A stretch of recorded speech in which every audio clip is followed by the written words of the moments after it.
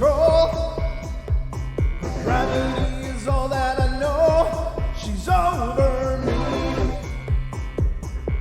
She's over me.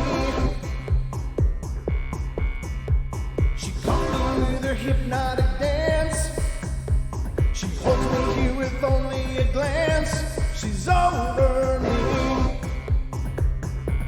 She's over me.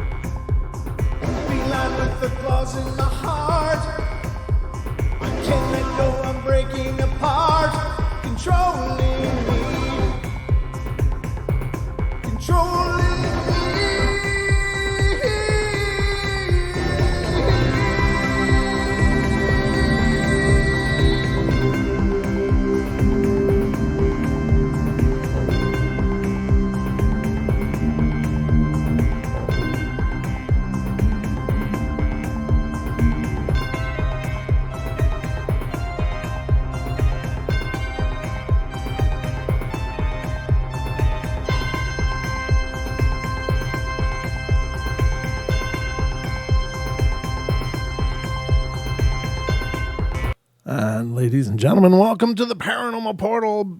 I'm your host, Brent Thomas. I almost said bedtime stories. I guess I've been in a bit of a roll on that, huh?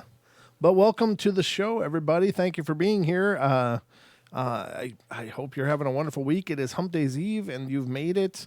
I guess it's time to have a show, right? So hang on, ladies and gentlemen. We're going in.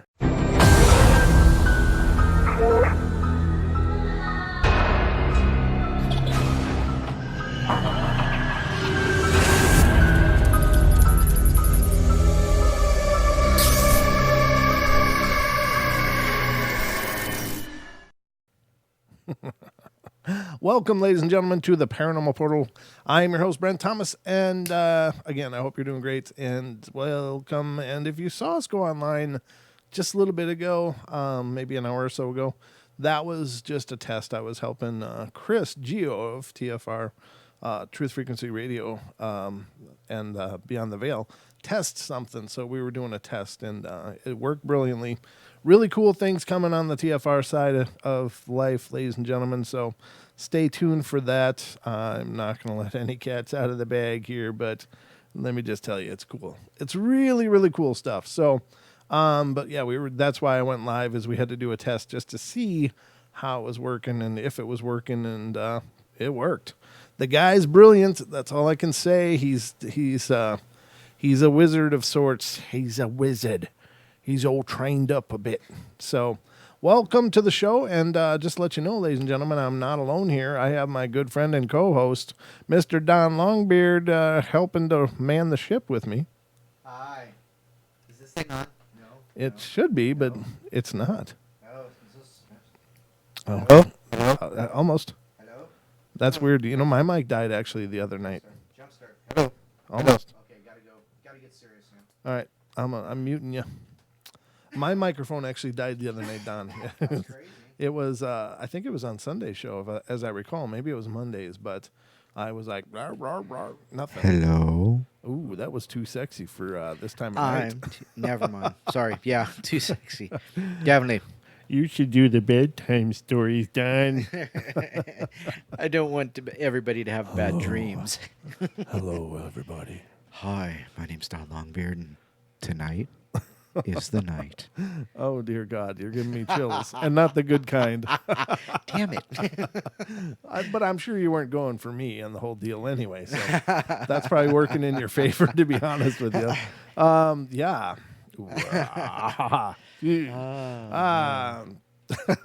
There's just it's in my head now. It's in there. Are you ready for bed? Oh, stop it. Because I am. Spoon me, Mr. Beard. This is just getting way too weird. Anyway, Please ladies and don't gentlemen. lay on my beard. I have to tie it up at night. I can't even, that's the hard part. It's a family show. no. There's so many things that are just waiting on the edge of my tongue. Oh, I understand. But I got to choke them all back down because this is a family show. As hard as it is to do. You're looking a little dark over there. Do you want to light something? No, I like me just the way I is. Okay. Well, there is that. But ladies and gentlemen, hope you guys are doing great. Thank you for being here and being a part of the show. Being a part of every show, actually. Yes. You guys are amazing. Nothing short of amazing, but certainly hardcore. Really, we have the best listeners in the world. There's no question about it. You guys are just really the backbone of this whole deal. And you make it great. So, tongue waving, what? I don't know. I don't know. Oh, God, I did it, too. I did it. I really did it. It was just like it came out. I was hexed. I'm pretty sure I was just hexed right there. I was like, girl vexed too. There it is. I just saw it. Okay, cool. I gave myself chills on that one. I was like, what does tongue waving look like? And so I opened my mouth and then I'm like, oh, God, no. Sorry, ladies and gentlemen, that was gross and disturbing, even to me. And it was my own face. So I don't know what the hell's going wrong. But anyway, I just want to say, ladies and gentlemen, as this Friday and Saturday night, the Paranormal Portal is being, there's going to be a mutiny on board the SS Portal. I have no idea what you're talking about. Of course you don't. Don's going to do pirates. He's going to be a pirate, and he's going to take over control of the Paranormal Portal for Friday and Saturday night shows, and that's going to be wonderful. And thank you, first and foremost, for doing that. No big because deal. it saves me so much, and it's really cool that you can step in and just do it. That's wonderful. So Don is going to be championing the SS Portal on Friday and Saturday nights, ladies and gentlemen. And so I hope you guys will tune in and help support his effort behind the helm of the ship. He will do. I have no doubt that he will do an amazing job. I may be tuning in if I can. I may still be on the road, though, to be honest with you. I don't know where I'll be. No, I should be okay. I might just pop in and pull a long beard in the chat room. I'll pull a long beard. I don't know if I can, though, can I? I don't know. Yeah, you should. You're going to be using it. The account. You are going to be the Paranormal Portal. Oh, well, yeah. So maybe I can with my other account, I guess. I can probably do it with my old Paranormal Portal for you. Oh, the old one. Yeah. The one that still shows on that website that keeps whacking me out because I look at it and go, why is there only 13 subscribers? Yeah, and there's still 13 subscribers. That's what's amazing. I mean, there's nothing on that channel, and there's 13 subscribers, and it's like we're over here, wrestling for 4,000, but nothing over there, and there's 13. But I did put a note there, like, hey, everybody, if you go over to our main channel. And I think most everybody did. It's probably just double subscriptions. But anyway, Don's going to be running the board and running the ship, and I just kicked my fan. Fantastic. Yeah, not so much. As long as you don't get your... I'm afraid for... Oh, yes. Open flame in my beard, yes. Especially, a friend of mine bought me some new beard oil. And it's called Bigfoot. What's this? Natural. Is it called petroleum jelly? Napalm? No, it's it would be. No, it's a beard oil. It's natural oils. It's from 4 different types of cedar trees. So I smell cedar everywhere I go. Oh, very cool. Oh, goodness. Sometimes it gets overwhelming though. I bet it does. Yeah. I mean, you got to love cedar if to have, because that's right by your nose. Oh, yeah. You're going to be getting it all day long. Oh, yeah. But that's cool. Very cool. Yeah.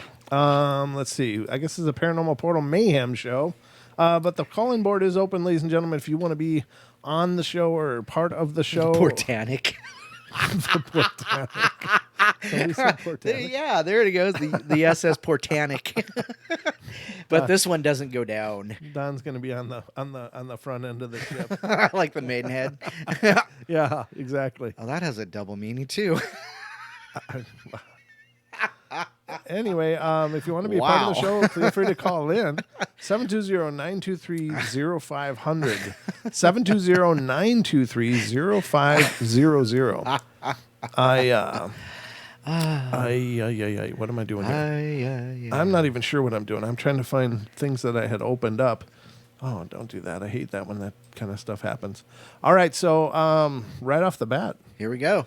here comes some paranormal stuff for you. I found this pretty interesting. In fact, I just found it. But, oh, that's pretty wild. Oh, this is interesting. I don't know why he would say this. Our president, love him or hate him, you got to admit, he talks an awful lot.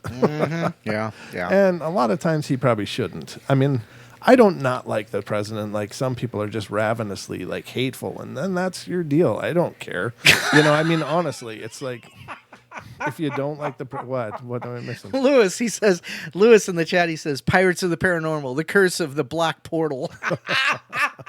Lewis scores some points. Well done, sir. Got that one. That's that could have been the name of the show, but I've already created the It's titles already for done. done. Yeah. The president sometimes shouldn't probably say anything. Yeah, he has talking heads for a reason. Yeah, and he should use those. And love him or hate him, I think he's doing a decent job. I know there's so much hate and vitriol around it, but Right. I got to tell you, I really think people are being played like violins on both sides of the aisle. Mm-hmm. I think people are just being played so hard by these groups, and for whatever reason, for whatever end that they're after, I don't pretend to know. But there's so much anger, vitriol, and division, and it's just caustic and hateful. And I'd never get involved in that because I just can't. My life cannot be full of that much anger. Right. And there's people working all the time to perpetuate that anger and Right. to keep people angry and to keep them aiming their anger at something. And it's like, whatever the case is, it's always been politics. Yeah. Nothing going on now is new. Nope. There's nothing going on now that hasn't been going on for centuries, and millennia through different kingdoms and things. I mean, there's nothing new going on here, but there's such a state of unrest because there's some people that seem to like that. And Yeah, they for thrive whatever on it. reason. Yeah. Now, do I believe President Trump is faultless? No, I think he screws up things quite a bit, but I think he's trying. I really do, and I think that he's turned into another politician, and some things he's really top notch about, and other things I think he's waffling on, and that concerns me. And whatever. I basically the thing is that I'm trying to be supportive of the president because he's the president, He's our president, if he's successful, that means we're successful.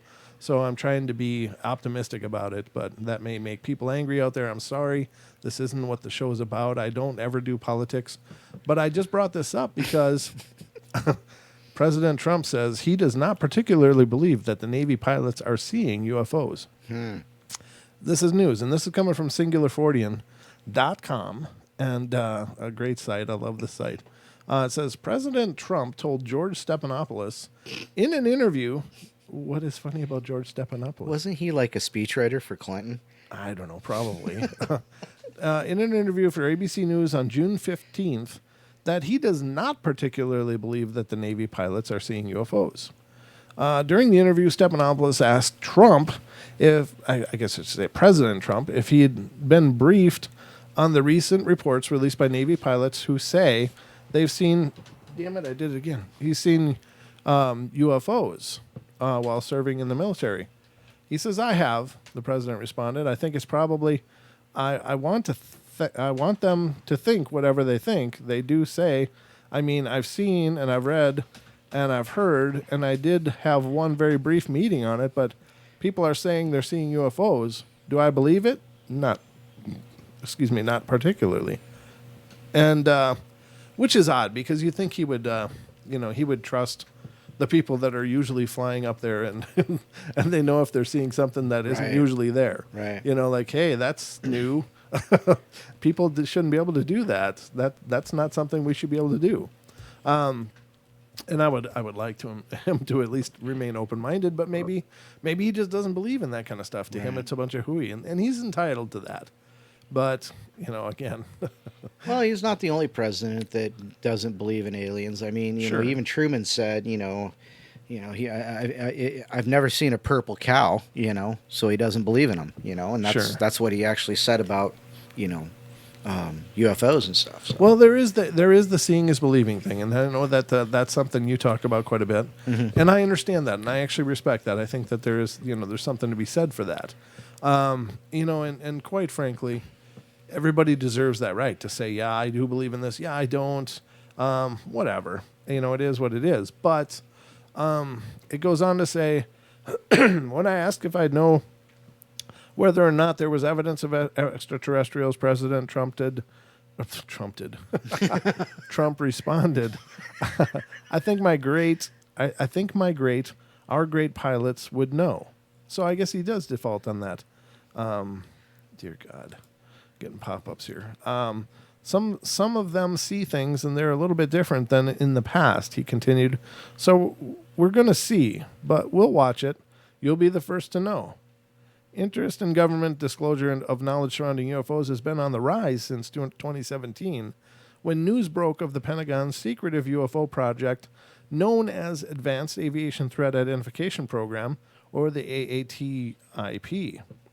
Most recently, the Navy pilots reportedly told the New York Times that unidentified flying objects were an almost daily occurrence from the summer of 2014 through March 2015. Two of the pilots, Lieutenant Ryan Graves and Lieutenant Danny Acoyne, agreed to go on record about their experiences with both the New York Times and the History Channel UFO disclosure Unidentified Inside America's UFO Investigation, a project created in tandem with To the Stars Academy of Arts and Science, TTSA, a public benefit corporation created in 2017 to study UFOs. The narrative built on those from those accounts is not without controversy, having received some pushback from researchers in the UFO community. Interesting.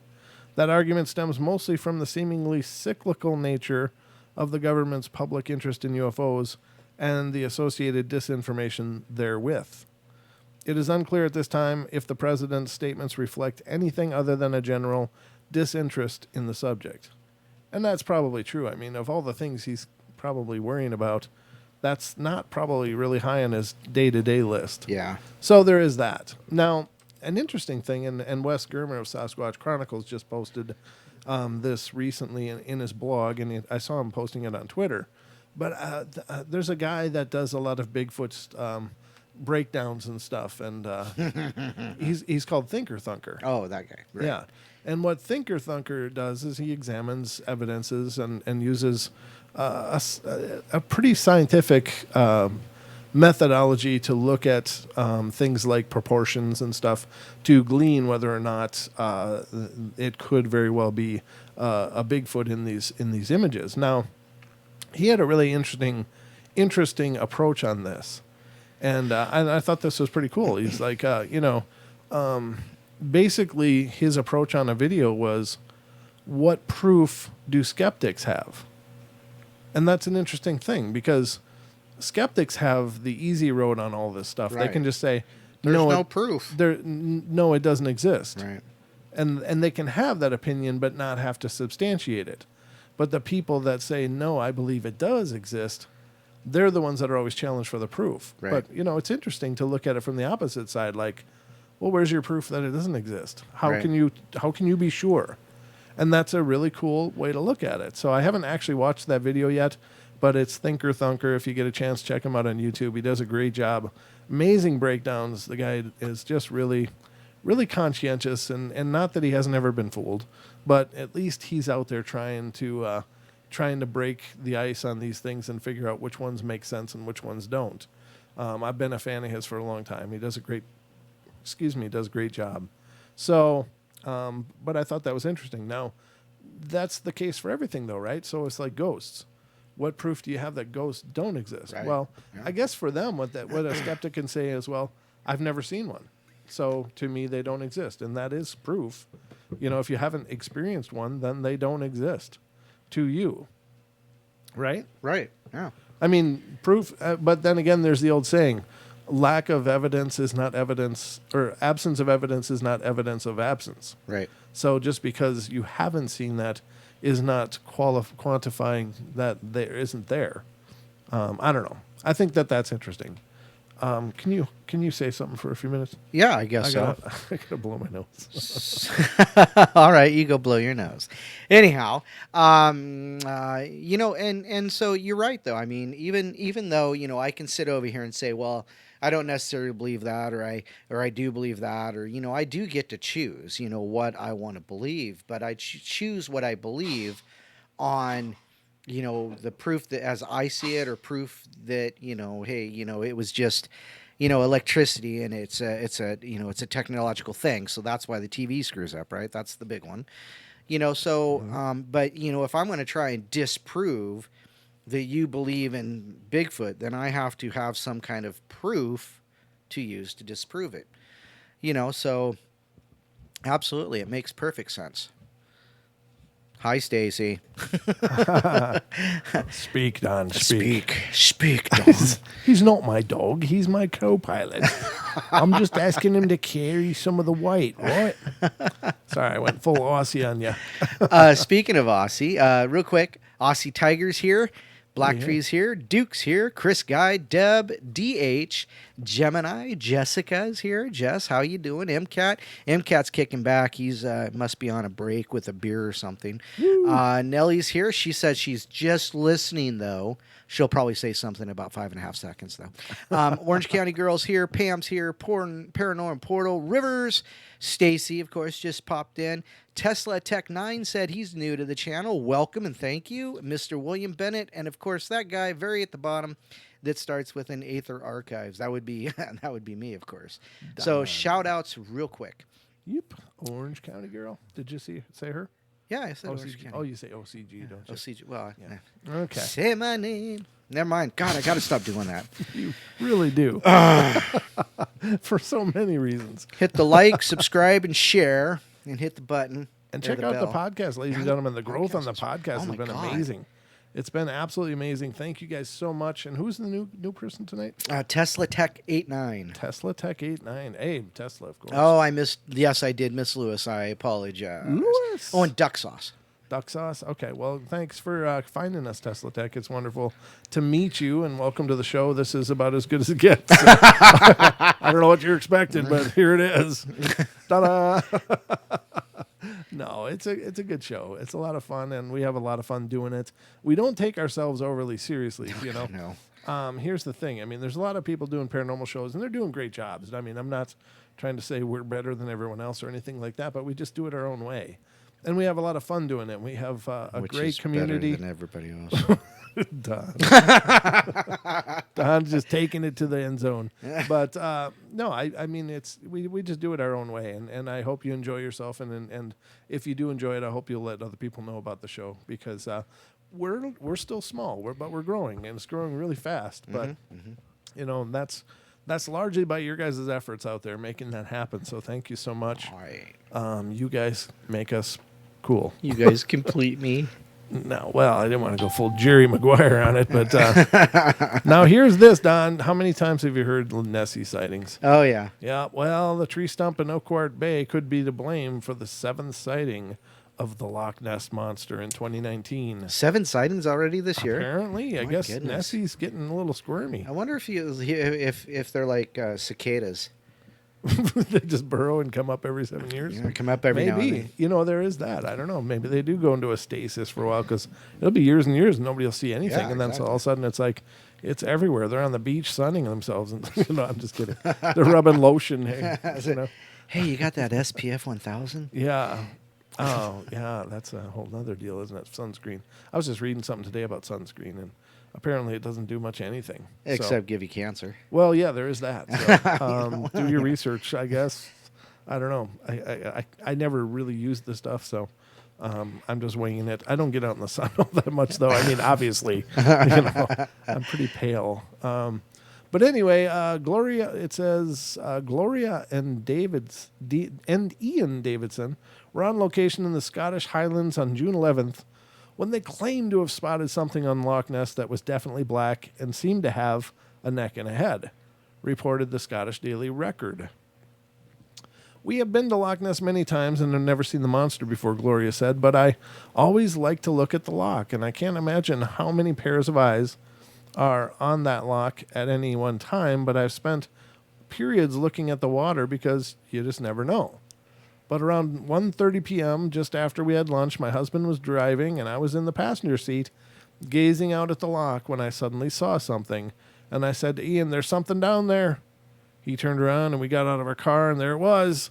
She explained. We were very excited. It was about 300 meters away and definitely black. It seemed to have a neck and a head. I could definitely see its back and it was fair-sized. It disappeared before a minute beneath the water. I had hoped there was something in the loch. You always want to believe in something. All I can say is that I think we saw something that we can't explain, but it was animate and it was definitely not a seal. Are there seals in Loch Ness? I mean, are they known to have seals there? I don't know either. That's curious. How would they get there? I don't know. I'm really geographically The challenged. same way Nessie does, through portals. Well, through aquifers, you mean? Sure, whatever you want to say. Well, I don't know. I don't know if there's big portals underwater or not. The object spotted by the couple was in Loch Ness, Urquhart Bay, and was the seventh sighting of the season, according to Gary Campbell, recorder of the official Loch Ness Monster Sightings Register. This is our seventh sighting of the year, and these are all very credible sightings, Campbell said.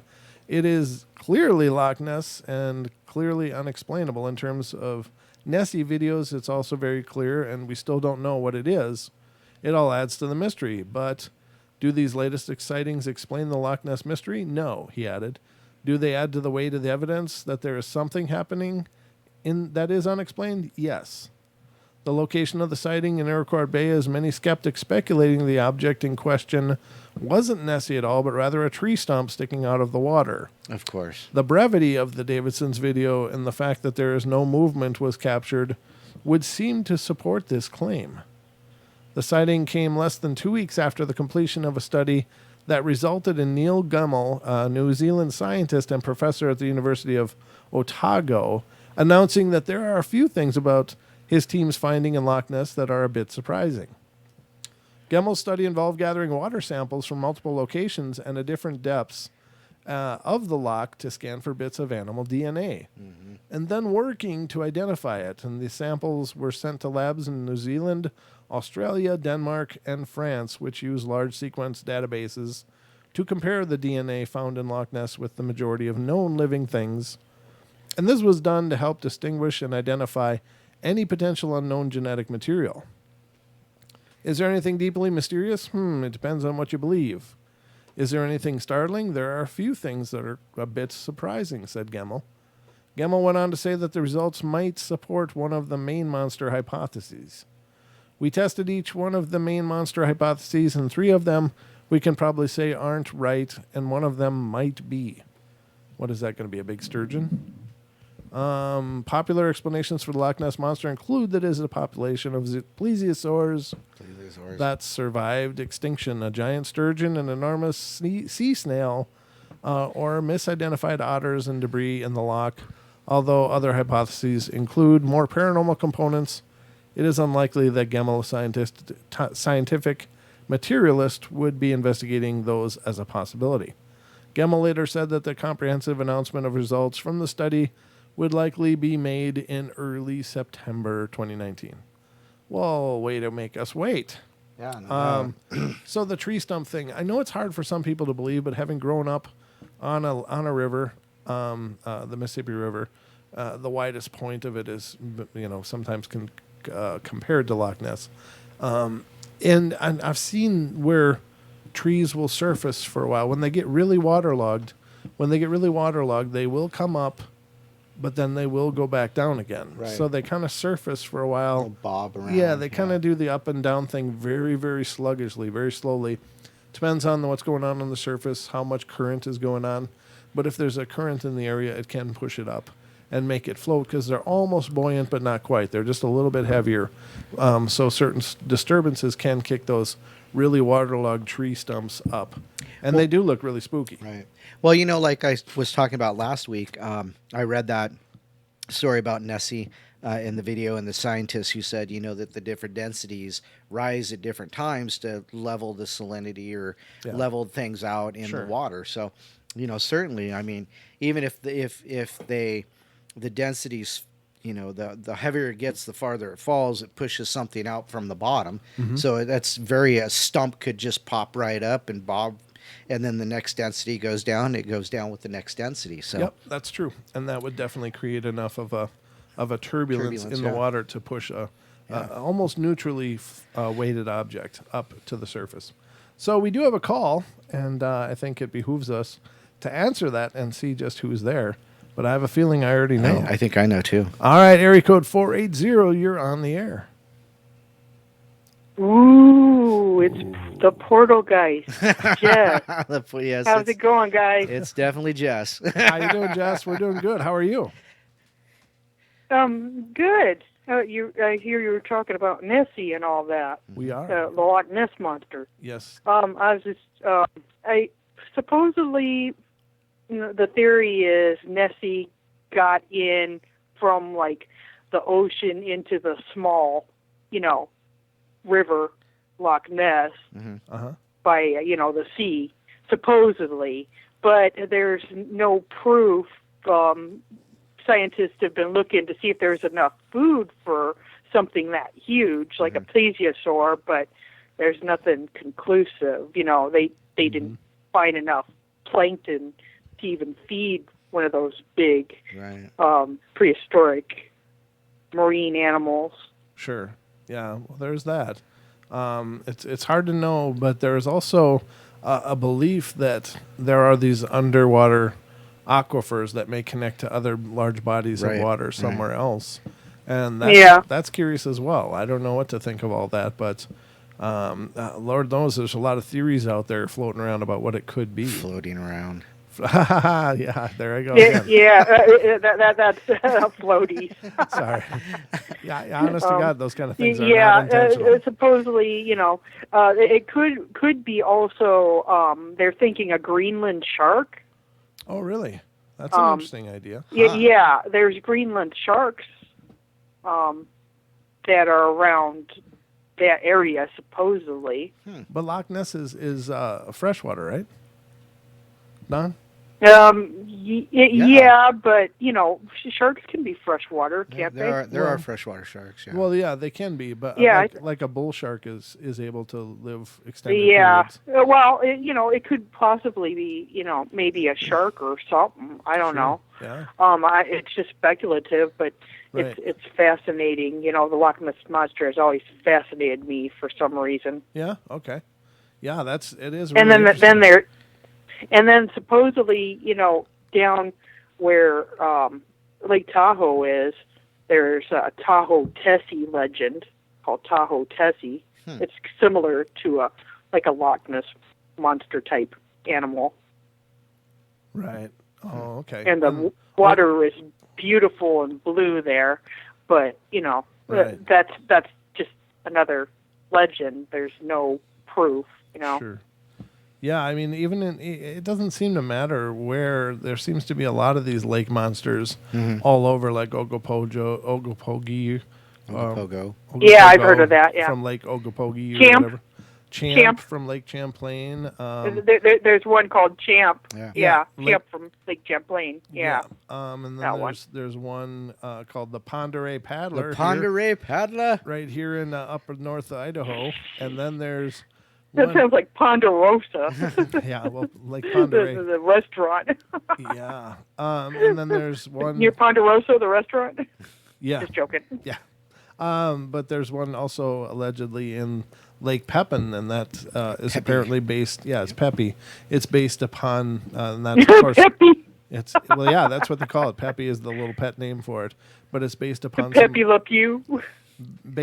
some legends from the Native Americans, the Right. First Nations, and there's But hey, I'm not saying it couldn't be, because Sure. there's been some prehistoric stragglers out there. I mean, think about the coelacanth Yeah. that they found in Madagascar. right, You know, they were down sure in it was the extinct. barrier trench or something. Sure, What do they call it? Yeah. Deep sea trench or something. sure, Yeah, they found a coelacanth. That's the world's oldest living fish fossil. right, yeah, and they're still around, so it's hard. So to know. there could be some prehistoric, Right. And there's also the idea that stragglers. our oceans are largely unexplored, so we don't really know what's in there. There could be a lot Yeah, more true that. dinosaur things out there that we just haven't bumped into yet. Yeah, they keep finding. Yeah, they keep finding all kinds of interesting sea life that Right. we have never seen before. As they keep on exploring that. Yeah, it's pretty crazy. I think that they'll continue to as well, especially some of those really deep sea things are really spooky looking. They look like monsters. I don't know what's going on down there in Yeah, the deep. some of them are like, wow. Yeah. Yeah, some of them have some of the river monsters. Yeah. Have you ever seen that show, River Monsters? Yeah. Some of them have real nice molars. Yeah, Like, whoa. Jeremy Wade catches some. I mean, God, those are nothing short of monsters. Whoa. I know. And their teeth are like, whoa. Like Fishzilla. Yeah. Or Sharkzilla. Wow. Yeah, it's pretty crazy. So I don't know. Our waterways are full of things that I don't think we understand, and especially the Well, I'm- bodies of water that are dirty. It's really Right, yeah. hard to imagine what could Yeah. be down there. Yep. So oh. who knows? Yeah. I don't want to dive into those dirty waters. You're not hankering for a swim. Something might bite you there. Yeah. Yeah. Yeah, something might bite you there. Yeah. It's like, and you won't. Yeah, wow. Yeah, people have gotten bitten in those dirty waters too. Yeah, there's all kinds of weird stuff going on in some of these waterways around the world. Even like some parasitic fish that like swim into places Yes. that they won't come out of without a doctor's help. Yes. And Like in the Amazon. yeah, yeah. Did you see what Jim Mount just typed? The Of course I ocean did. is like Don's basement, largely unexplored.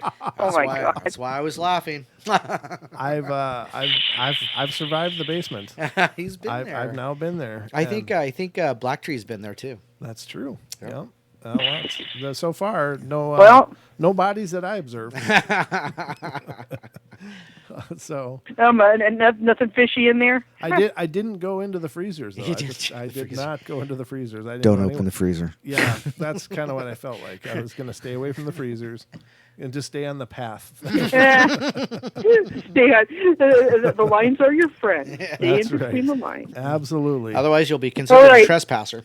Yeah, exactly. Ah. Cool. Well, it's a good talking to you, Don. Yep. And glad you had a good Father's Day, Brent. Oh, thank you, Jess. It's great to hear from you as well. Thank you for calling in and being a part of our Paranormal Portal. Yes, ma'am. Oh, I'm always here for the portal party when I can. Well, it's great to see you. Thank you so much for coming in. Well, like I said, when I can, I'm in here. Absolutely. Thanks, Talk, Jess. Talk to you later, guys. All right, Keep bye. out. Bye. And there you have it. The phones work. We know they work now. Just made sure. And yeah, the sea monster stuff, the river monster, sea monster, I don't know. And again, yeah, that's true. Jeremy Wade, some of the things he's pulled out of waterways. Yes. Because people do go missing. And then you see the size of some of these catfish, and their mouth is like literally a 6-foot diameter thing. I mean, it opens up like huge. Yeah, they could suck you down. Hell, people have caught like walleyes, and that are being eaten by muskies, and it almost looks like it's too big, but the muskie's sure going for it. They're Right, trying to eat the right. whole walleye, and I don't know, man, it's crazy. Well, you've seen the picture going around Facebook of the leatherback turtle Oh, that with the yeah, mouth and all yeah. the teeth all the way back down the throat. I'm like, I have holy that. crap! I have that because someone explained a creature they saw that had a mouth Wow. throat kind of like that. That's creepy. Yeah, let me pull it up. It's You know, here and then somewhere. there was another picture a couple of weeks ago going around. Says, "You like going noodling for fish?" And it's was it just a finger or two, or was it the whole hand? I can't remember, but it was like a picture of a guy in the hospital. Oh, that's what it was. It was a picture of a guy in a hospital, and he didn't have a hand up here. He had a stump, and there was an inset picture of his hand laying on the medical tray. Well, Yeah. how did he lose that? Snapping turtles. Oh, They- bit his they- entire hand off? Yeah, apparently so. Oh, poor guy. I feel for him. That's terrible. Yeah, so I mean, I'm not much for the whole idea of noodling anyway. yeah, no, that's But not, there's some monster snapping turtles. I mean, there's like Yes. there's huge ones. They got like heads the size of footballs. yes. Yeah, they could delimb you in a Well, hurry. leatherbacks get pretty darn big too. Well, the alligator snappers are the Oh, huge that's ones. true, yeah. Those are like the gargantuan ones. I got to see if I can find that picture though. It was really really creepy. Oh, you know what? I think it's in here. Hold on. Just keep talking, brother. Oh, keep talking. I'm gonna yes. keep hunting here. 'Cause So it's a really somebody creepy picture. somebody mentioned something. I wanted to bring this up real quick earlier Sure. about Burger King doing like an upside down Whopper in honor of or in cooperation with like the new Stranger Things. It's the new episode of Oh. season of Stranger Things.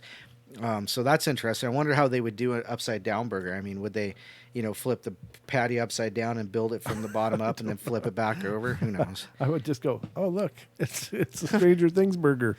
Oh, it's a normal. It's Stranger Things. I'd get mine extra angry. Because It's you an ever angry- watch that show? You ever watch Yeah, it? well, I watched. I got like halfway through the second. I just don't find myself a whole lot of time to sit down and watch things. Oh, sure. But sure. I did get through like most of the second season. So Oh, okay. I don't know. I like it. I like it a lot. I think it's a great show. I like it a lot. I don't watch much TV, so when I do, it's like, oh, okay. Oh my goodness! Yeah, it's got to count for something. Yeah, I mean, I really like to be thoroughly enjoyed if I'm going to do it, though. And I did really enjoy that. No, that's not the folder. Yeah, you know it, Don. It's another night on the on the portal. And I guess. Are you not finding anything? Is that what I it is? will. I will. He can't find it. Let me see. Somebody Rivers said that it's possible that that Loch Ness can connect to the North Sea, because it's so close, and of course everybody understands the idea of underwater caves and underwater like lava Yeah. tubes and stuff, Yeah. things that are open to that sea. So, Right. That one doesn't look so scary. Aussie Oh, there Fam we go. says Nessie could be a seal. A seal. That's a pretty big freaking seal. Now, remember, I read that, and when you said that, reading that story you just did, I thought back to I just talked about the guy who took the video, and he said he saw 7 flippers coming up Yeah. and The waves. stroking at, taking, flipping, doing strokes, Right. they were synchronized. So, I mean, could there be a synchronized SEAL team out there, Burp, Could- burp, burp. Again, I don't know. That's. I suppose it's possible. You'd think a head would pop up every once in a while, though, Yeah. since they do breathe air. This is the throat of a snapping turtle. Oh, yeah. God, Yeah, that's horrible. Here's another one. Look at that. I mean, if you got in there, nope. Yeah, you're not That's getting. it. You're only going to get bones back That's it. if you're lucky. Oh man, yeah. I mean, that's just all bony things meant to pull meat in, and yeah, there's no coming back out of that. You don't just pull your hand out and go, hey, hey, hey. Nope, it's a one-way trip. I'm surprised. I wonder if they were able to reattach that guy's hand. I don't know. I don't know. I saw that. I saw like there was a video of some idiot that was kissing a snapping Oh, and turtle. and it bit the shit. I mean, their necks are like snakes. I mean, honest to God, they can shoot their heads out quite a bit. It snakes out, boom, hits him on the face. The guy's got a big chunk out of his mouth or something like that. He was kissing it. It's like, okay, You're an yeah, the idiot. stupid train just pulled up. You're late. But that is really an ugly mouth. That's That's that's way scary. right. Ah. I don't think they enjoy their food much. They probably don't chew and savor it much. I wonder if they even have taste buds. I don't know. I mean, that's a good question. Can they taste it? That's a curious question. I don't know if those are actually bones or if they're some kind of just pointy cartilage. I don't know. Or if they're more like just teeth. Is that their version of teeth? I think it may be bony cartilage for the most part, but I mean, I bet you they grow back, so it's probably cartilage. That's a loggerhead turtle. Mm-hmm. Yeah. Wow. That poor guy noodling and he got his hand bit off. I'm surprised he got the hand back. I wonder how that worked. Well, if they don't move too fast. No, well, they actually do if they're in water, man. They shoot they're in around water, like crazy. Yeah. So craziness. I don't know, ladies and gentlemen, but that is indeed about the scariest mouth I've seen. But somebody, I can't remember the context of it, but he was a listener that was contributing his story, and something had to do with that mouth, like he saw it on a creature, like a dog man or something. Yeah, like another kind of creature. The turtle man, Tortuga man. Yeah, I don't know. I don't know where it was from, but yeah, very sad. Very scary mouth, to be sure. Let's see. Oh, Truth Hip Hop. Hey, good to see you. When did you just come in? Yeah, just a minute or two ago. Hooking turtles when I'm out fishing. Yeah, I know. I if you hook it, I think I'd just cut the line and go, good luck. Mm-hmm. See ya. If it was a snapper, I don't know. I mean, because, God, you can't get anything near their mouths. They're so crabby about that.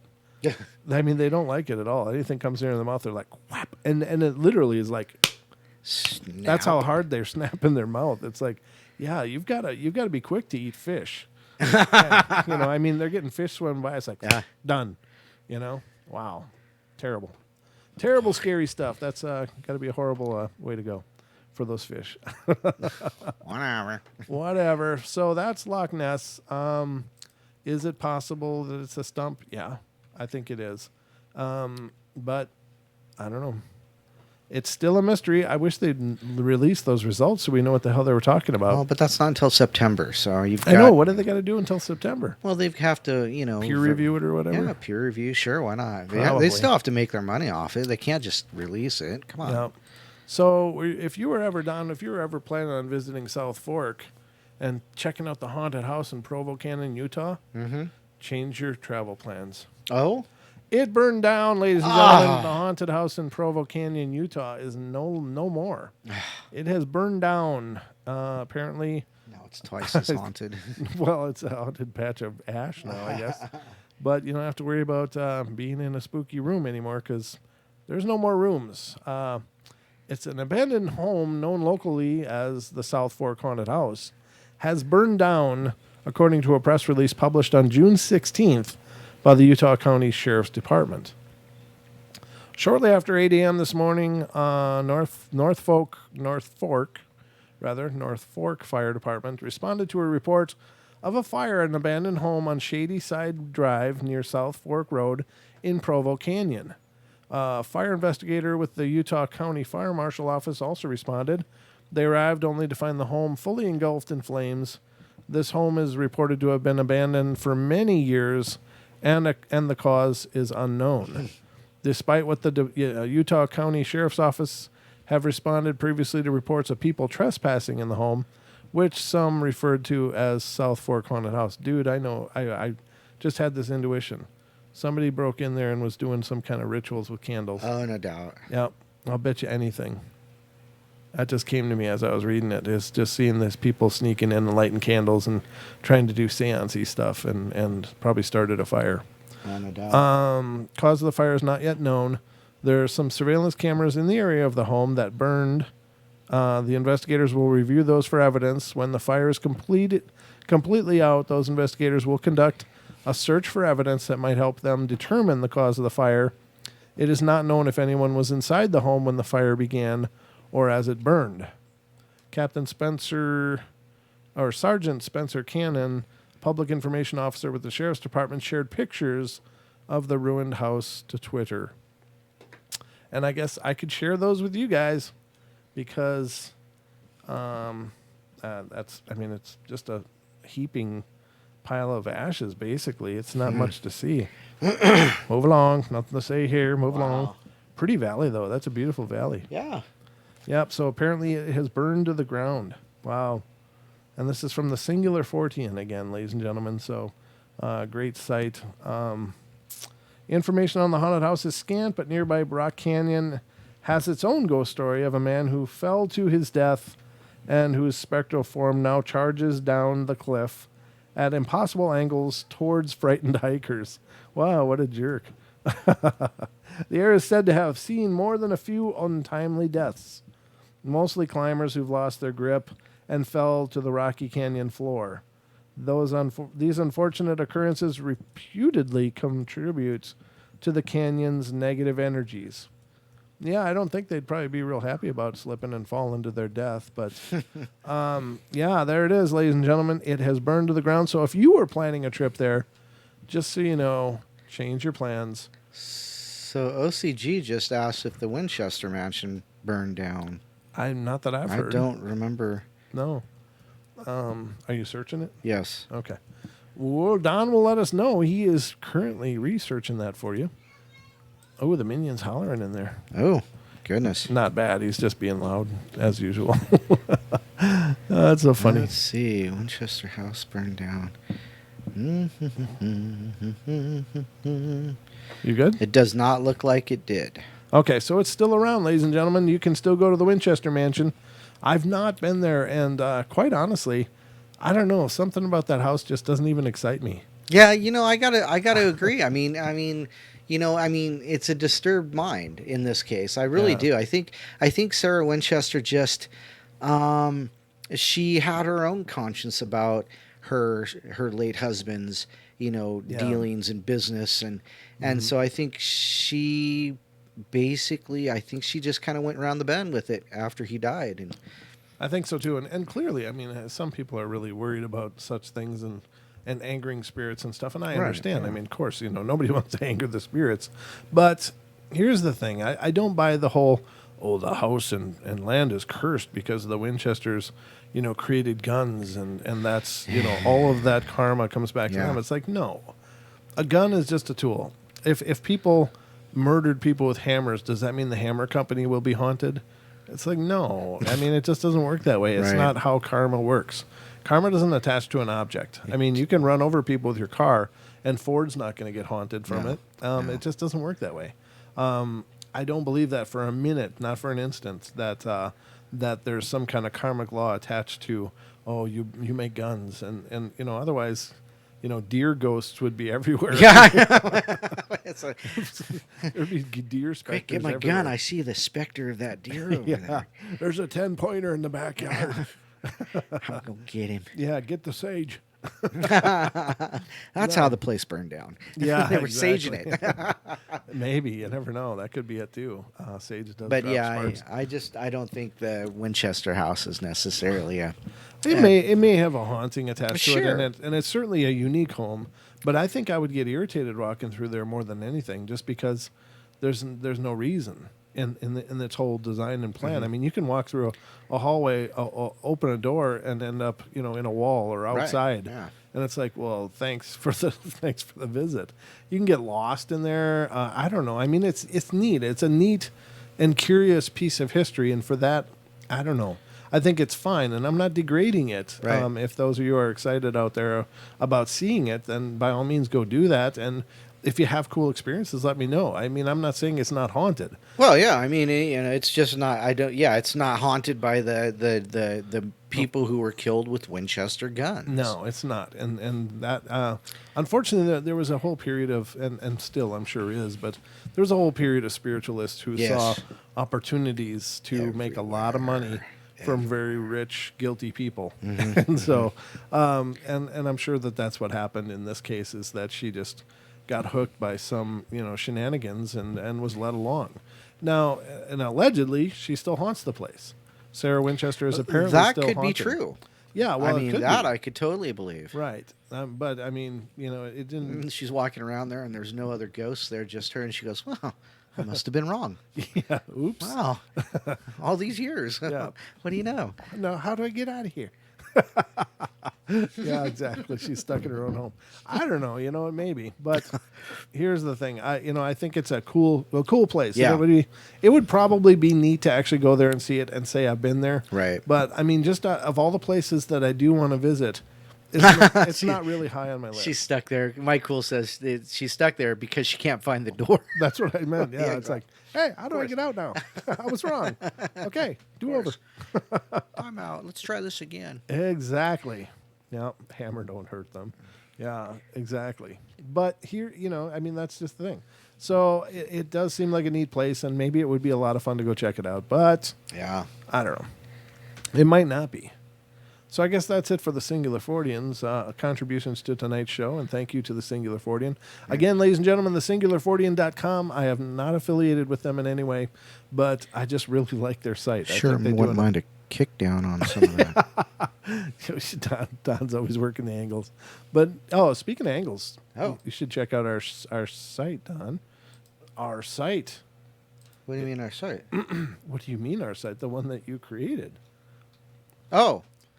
What do you mean, our site? Ladies and gentlemen, if you want to help support the Paranormal Portal and all of the endeavors that make up our Shenanigans.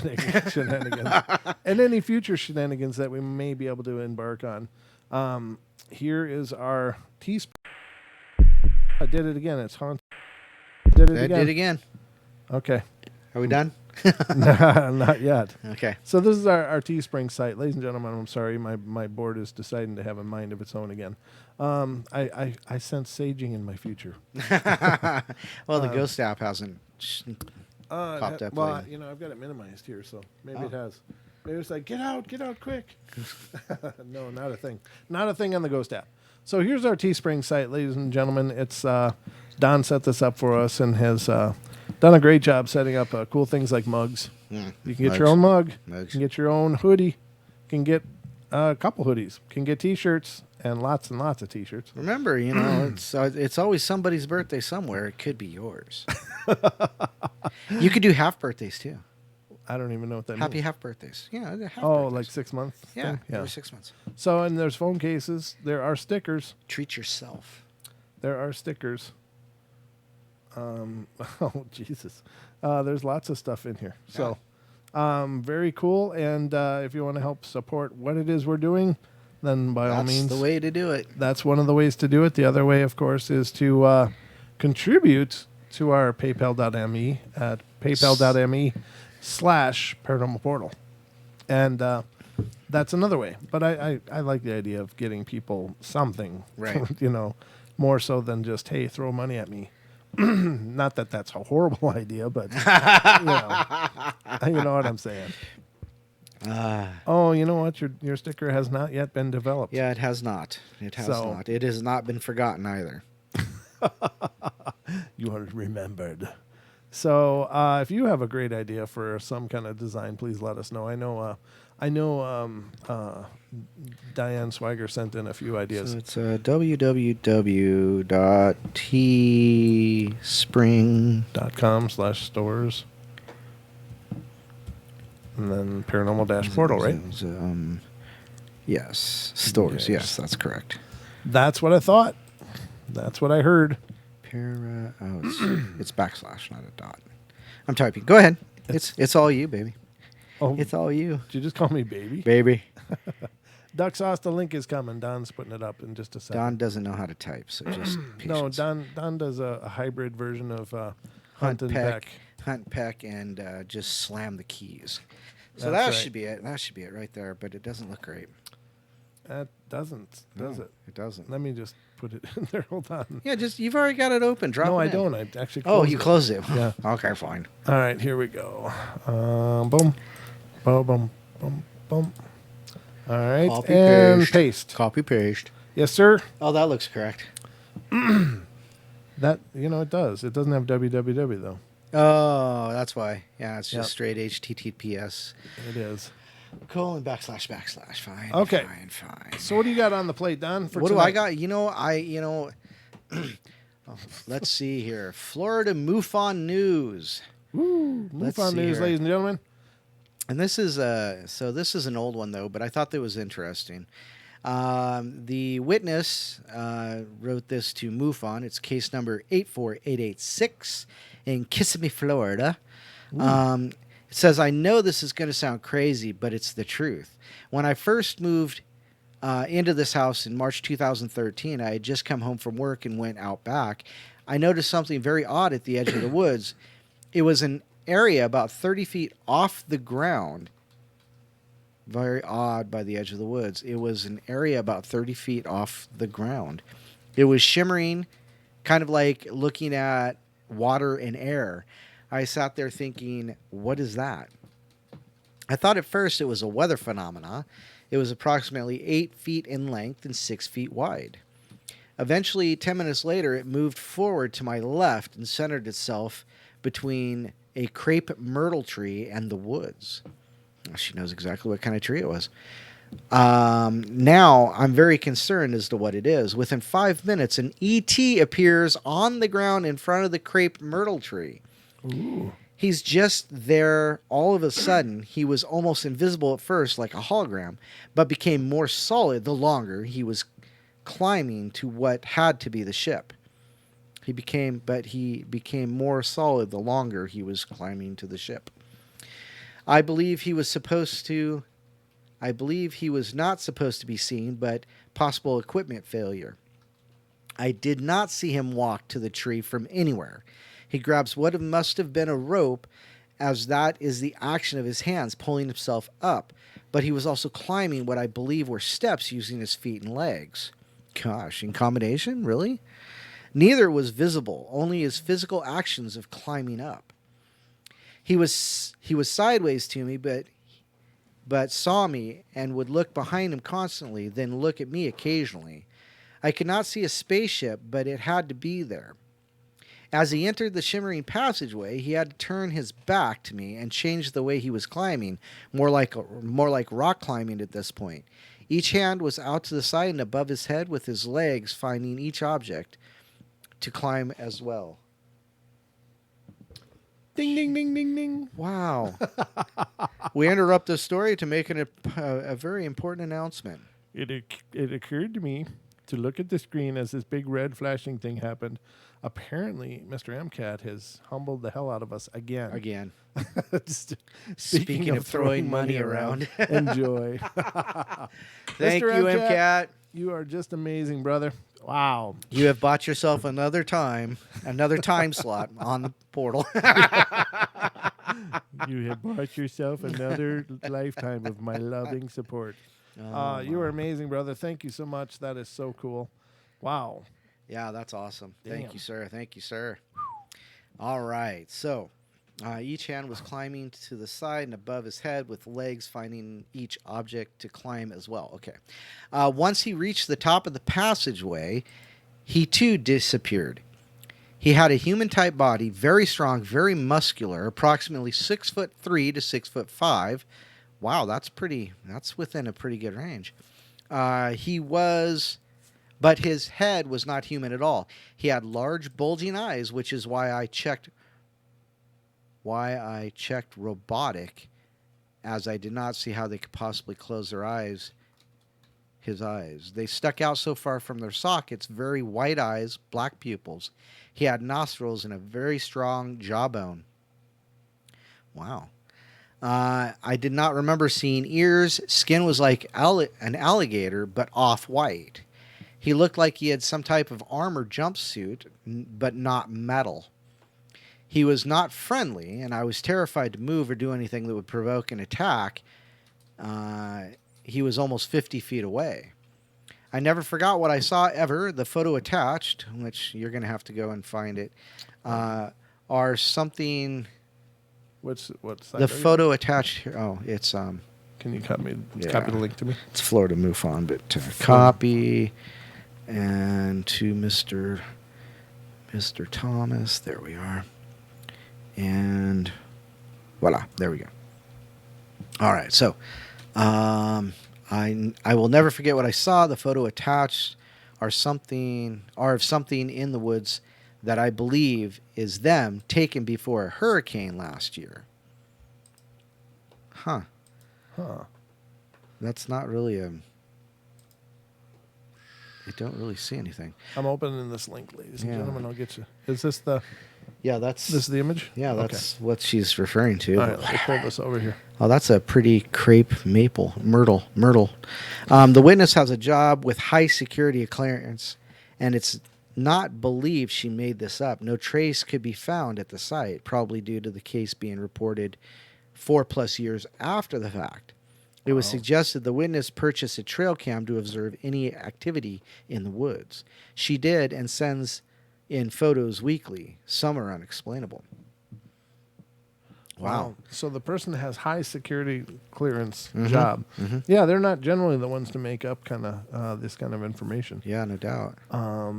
But it's curious what the hell was it doing, you know? And it just kind of floated up, or did it kind of look like it was climbing up? It said that he was. He appeared. The creature appeared to be pulling itself up like you're crawling up a rope. You know, hand, Right. and then it said when it got to one point, it was like mountain climbing. Wow. So, But yeah. just in the tree, or just on something unseen? No, it's something unseen. Wow. It was that's he really was just creepy. by the tree when it happened. Ooh, that's kind of spooky. Wonder what the hell was going on. I mean, again, you know, I've seen. Well, it sounds stupid. I've seen a cloaked ship, but I really have. It sounds stupid to say I've seen a cloaked ship. So you wonder, How was did the you ship? see it cloaked? Yeah, well, because it appeared in the night vision, but Right. not in date and not in regular vision. But you know, could this have been climbing up the side of a craft that the person couldn't see? I don't know. That would be what I would figure. Yeah, you know what I mean, though. I mean, Right. maybe it lowered some kind of climbing apparatus. It was cloaked, floating above there. God, you know, that's the time. I know that they make an infrared that you can use during the day, but unfortunately, the version that I Right. have is only for no or low light conditions. But man, it makes you wonder, what are we missing? You know, what are Exactly, we missing that's yeah. going on around us all the time? There's something going on all around us all the time, and we can't see it because we have a very limited spectrum of sight. Right. So again, ladies and gentlemen, the idea is that, we perceive a certain spectrum of the wavelengths of light. There's a whole bunch of light outside of what we can see. We can hear certain wavelengths of sound in the hertz range. Right. There's a whole bunch we can't. And, this might be, entire universes that are just outside of our perception. Yeah. I mean, there could be just right around us, right next to us. And it doesn't even necessarily mean parallel dimensions. It just means they're existing possibly in our regular dimension as well, but we just can't see them. Right. You know? So, Check the call board. okay. Checking call board. Checking call board. Stand by while I check call board. Engage. I got to find my mouse. I can't find the cursor. I'm checking it. Oh, look. Yeah, nobody's on the call board. Well, Duke said he might. He said he sent me some images here, so I got to get over to MeWe. Yeah, he said. I'll call in after the break. Duke, we don't have breaks on Wednesdays. Wednesdays is a straight run, brother. We don't even take a break because we are just marathoning it. And What about a marathon? A Don? marathon of mayhem. What do you think about doing a marathon? A marathon. Can we? Is there any time period? Is there any length of what we can stream? I mean, can we stream for 12 hours straight? Yeah. Yep. We could stream for I don't remember how many hours. I think it's like 13 hours. For some reason 13 hours is sticking in my mind. 13 hours would make sense for a paranormal show. It would, wouldn't it? I don't know. I'm thinking that might be a cool thing. Well, how would we do that? So would we sit and do like a 2-hour shot like this, or Well, I think and then play an archive show, or I don't know. Well, no, I wouldn't want to just cheapen it with archive shows. I'd want it to be an actual marathon. but a 12-hour marathon's a run. I It mean, is. even DJs only do 4 hours on average. Holy Come on, Don. Even the ones that get paid like Dee Snider and Terry If what's their name, Gonzalez. I don't know. I'm just saying it could be fun. They got phone cases. We've got phone cases. That's true. Hey, yeah. Did that phone case fit was it your mom's phone you bought it for, Truth Hip Hop? I can't remember. Did it fit? I hope so. That'd be cool. Howard Stern. What about Howard Stern? Howard Stern, DJs that only, Oh, that only work a few hours? Yeah. Yeah. Well, that'd be nice. Gonna play some Resident Evil 7 while listening. Whatever, dude. You're gonna go play a video game while you're listening? That's some hate right there. I'm Extra telling you. spooky. That's up to you, brother. That's cool. Actually, Truth Hip Hop sent in a great story we're going to be covering. But yeah. Oh, okay. So it didn't fit the phone that he bought it for, but apparently he's got somebody that he can gift it to. So that'd be cool. Oh, That's cool. well, that's too bad that it didn't work for what he intended it. Yeah, though. that's true. Was it just not the right? I mean, aren't they supposed to be more universal or what? Well, there are certain phones like my phone. It's a Samsung, but it's not like a Samsung 8. It's not a Samsung 9. It's not the 10, Okay. So it's not one of those. So so it's an older version or an older side, Oh, that's cool. Now, William Bennett said do a charity event during the marathon where all the proceeds go to Make-A-Wish. Well, I got a few wishes. Is it our wishes that we get to make? No, I'm just no, kidding. but We're just joking.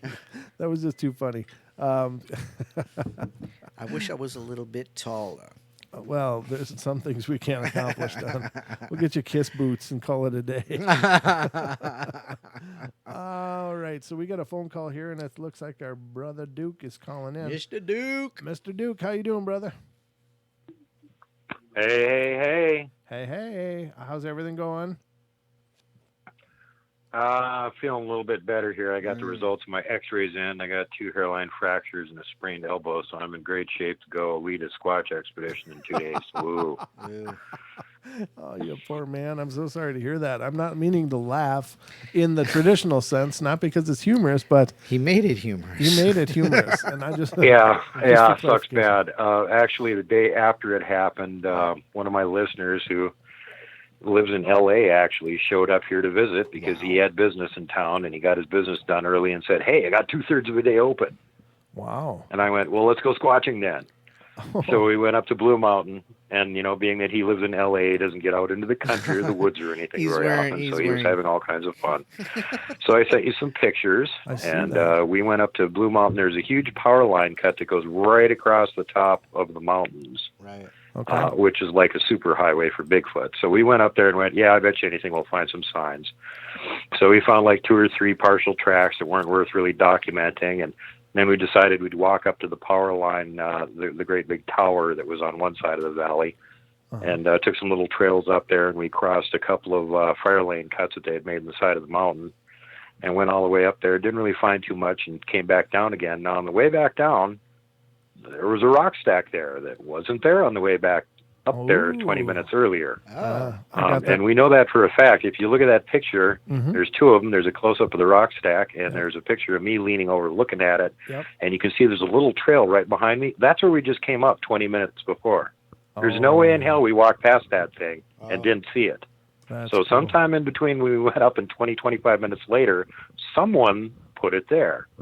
And we think we might know who that is because in amongst those pictures, there's a screen capture that Vinny pulled out from one of the pictures of somebody sneaking a peek at us from around the side of a tree, and looks very suspiciously Bigfoot-like. Oh, Okay. wow. That is intense. Yeah. There's the rock stack, and they got like little shims in there to level it out and stuff. Huh. And how they managed to put something like that together in 20 or 25 minutes, I don't know. It's pretty impressive. It was pretty strange when we found it on the way back. That's true. It does have shims, doesn't it? Wow. I'm just looking at that now. Yeah. That's really intense. Whoa. And then the deer foot, hey? Yeah, and that's, again, it's not showing any gnaw marks or anything on it. It looks like it was actually snapped right off. Huh. There's me leaning over looking at the rock stack. Right. Right. And as you can see, there's that trail right behind me. I mean, how did we walk up there and walk right past that and not see it? Yeah, it looks It's like impossible. it looks like it's pretty much sitting right on the path. Oh. Yeah, it's right next to it. Yeah. It's right, and if you're where the cameraman is standing or Vinny snapping the picture, he's actually in the dirt road for the fire lane access. Is where he's standing. Gotcha. That's And then there's the leg that, that's up by where the tower is up there on top, and there's the face. Yeah. There's the face. Yep. The face is creepy. And somebody was watching us.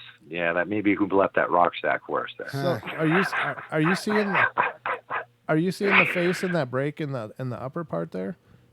There's like the green. Yeah, in the green part. Is that where you're seeing the face? Because that's where Right in the middle. That's where I'm seeing something up here. But oh, you're saying right in the middle? Okay. Oh. Wow. Maybe. Oh. Yeah. Okay. Oh man, that's bizarre, brother. Yeah, you were being watched. Bum, bum. Well, Yeah, it's got plenty of bilateral symmetry. It's probably not pareidolia. Yeah, exactly. Wow, that is intense. That's really, really. So, intense. yeah, that was quite the experience for him. Well, you know, living in inner city L.A. and jetting around the country doing his business. And, well, I'll stop out and visit Duke and go see Bigfoot for an afternoon. Wow. The other pictures I sent you below that are from a previous trip up there earlier this spring, and we found a really nice knuckle print Yeah, you did. and kind of a not-so-great track. But that face is, yeah. Wow. Speaker. Heavy duty, brother. That is really heavy duty. So yeah, just to get everybody psyched up for the upcoming big annual invitational World Bigfoot Central Go Squatching with the Duke event coming up this weekend. There's a bunch of people showing up for it, Excellent. and we're going to see how many more we can get to take pictures or sight Bigfoot while we're out here. That is so cool, and I wish we could be there, brother. I really, really wanted to. Unfortunately, I have to do this weekend. Otherwise, otherwise. No, I understand, but that doesn't give you an easy out because you don't live very far away, and there's a whole summer left, so you still need to get down here. We're definitely gonna try and plan something. Yep. I wasn't able to get the weekend off because somebody else had asked for There's it. the knuckle print. Yeah. That's my hand there. That's your hand next to the knuckle print. Okay. Yeah. Nice looking hand for what it's worth. Yeah, Needs a thanks. manicure. I can't see his nails. Yeah, it's missing the fingers. Most of my fingers are gone in that picture. I had them recently bitten up by a grizzly right before it was taken. Yeah. No, Duke was, that was old. That thing was set in the ground like concrete. It had been there for weeks and it already baked into the ground. Oh. wow. Yeah, Wow. the size of those fingers. And there's a nice arch. Nice. Oh yeah, the next one. Yep, the arch. Yeah, that is cool, and that's not snow load. No. No. What do you think those arches symbolize? Do not pass. You know, I've wondered about that for quite a while, and I've heard theories from other people. Kat thinks it has something to do with the water nearby or there being a portal nearby. I really don't have any theory on it, but it does seem they clump up in some places. They'll make a lot of certain areas. And there's that power line cut. It goes right across the top of the mountain range. That's right across to the Bitterroot mountain range. So you can just bet they're using that for a highway all the time. Yeah. Yeah, exactly. That's a huge cut. Yeah, and I've heard that before from many other researchers through the years. Is that, and it makes sense because I mean, just like any other animal, it's the path of least resistance. Right. And there usually isn't people there, Yeah. so that's just like a highway built. Yeah, for 'em. this for them is even more ideal because some power line cuts, cross a lot of areas with humans and roads and stuff. And this goes right across the top of the frickin' mountains. There's no roads or anything up there. The only thing they got is some fire lanes for access if it starts on fire. There's nobody up there. Nobody visits it. They can be running up and down this thing all the time or like right next to it, Right. using it for navigational access and no problem, Could you imagine? There's not going to be anybody seeing them. Could you imagine Bigfoot mountain biking down that? That'd be fun. Yeah, we spent about an hour trying to figure out how they were going up the valley toward the fire lane. They're definitely not following the fire lane. They're following one of the little gullies up next to it, but we weren't up there long enough to figure out which one. Yeah, I mean, it's amazing to find tracks, especially a knuckle print. That's pretty rare, huh? Oh, God, yeah. That's the first one that I found out here in Montana. I mean, because usually it takes mud. Uh-huh. And we don't have a whole lot of that here, so you don't usually find knuckle prints. Yeah. And plus, it's usually just the younger ones that'll be running around on all fours, so Right. it's even less frequent that you'll see it. Huh. That is really intense. Well, now is this knuckle print? Do you think from a juvenile or more of a? Oh yeah, actually, the track that's right next to it we think is from the same individual. We found it about 15 minutes earlier, and maybe 100 yards away from where we found the knuckle print. Huh. About a 15-inch track.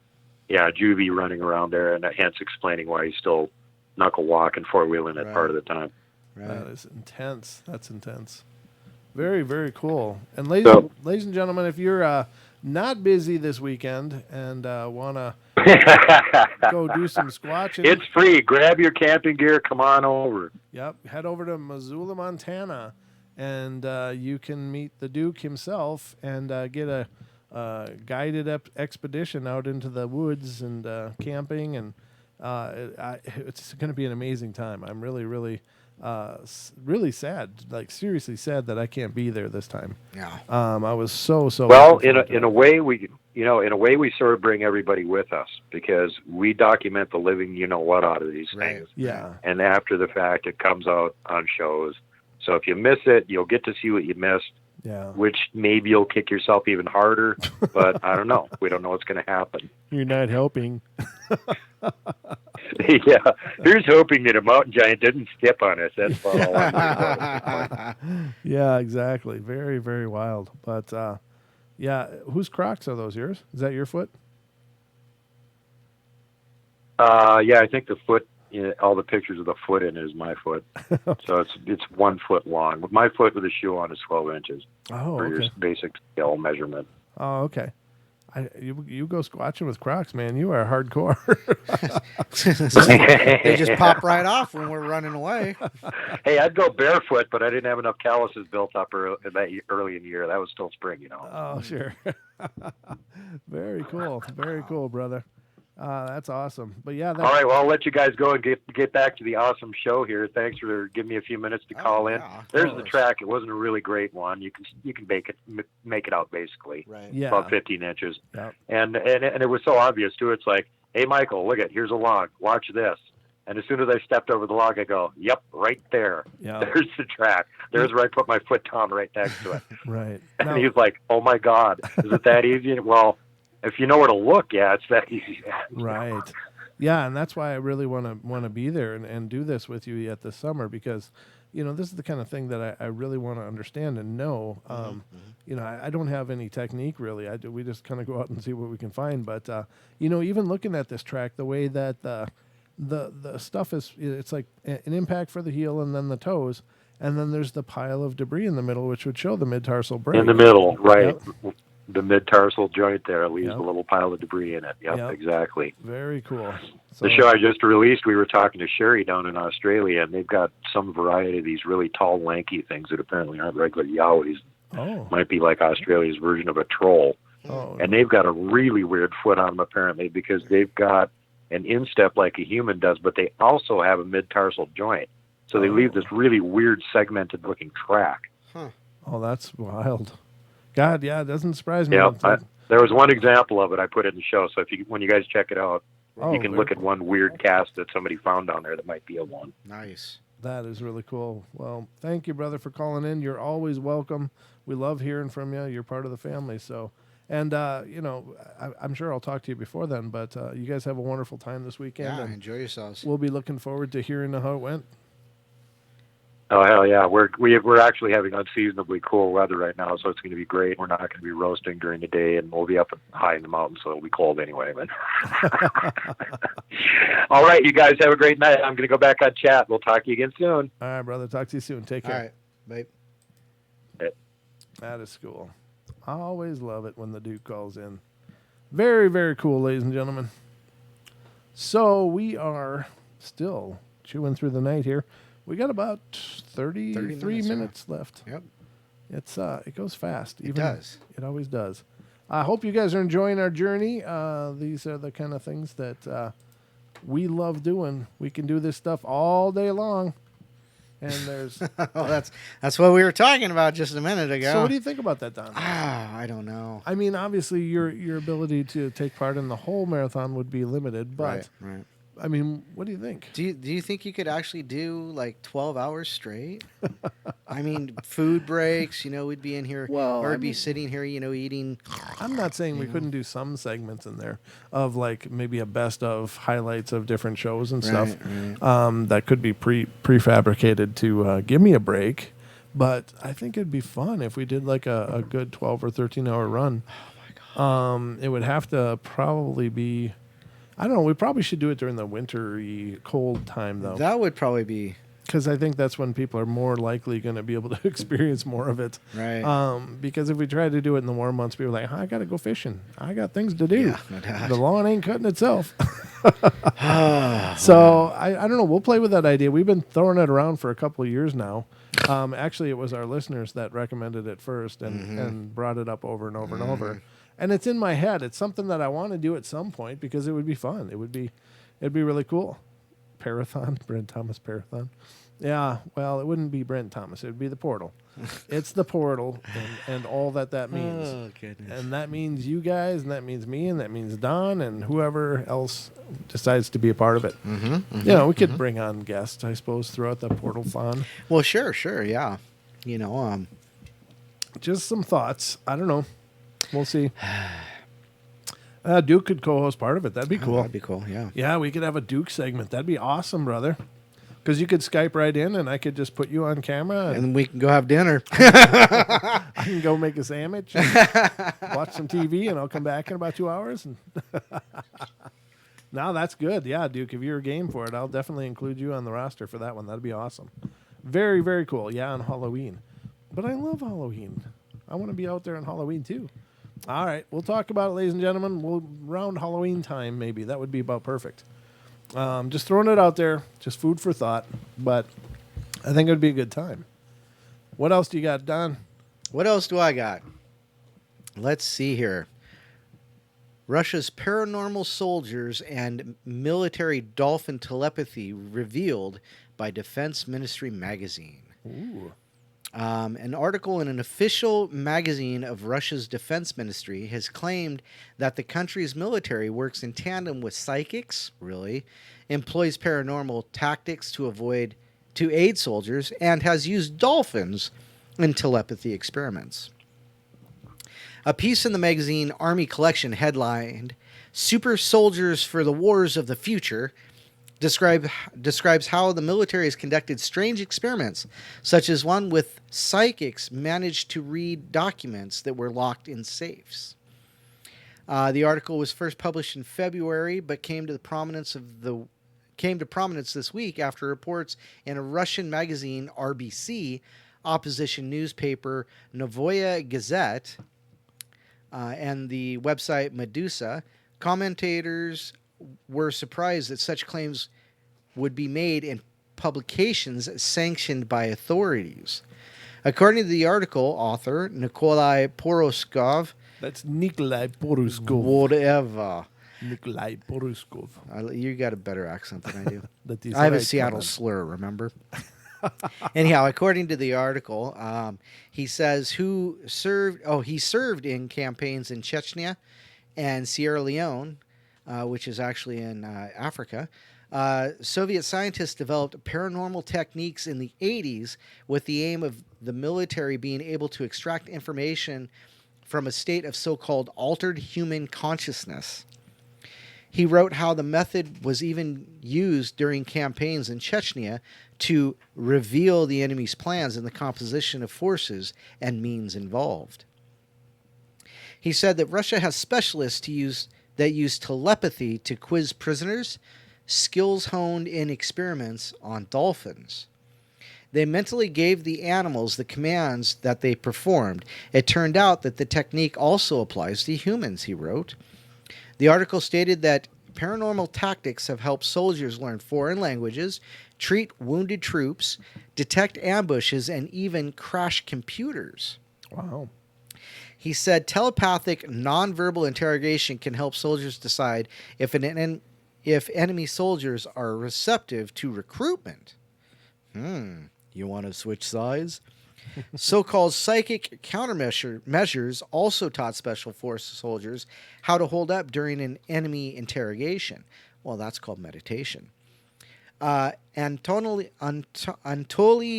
Matvichuk, the head of the analytics department at the magazine Soldiers of Russia, told RBC that Soviet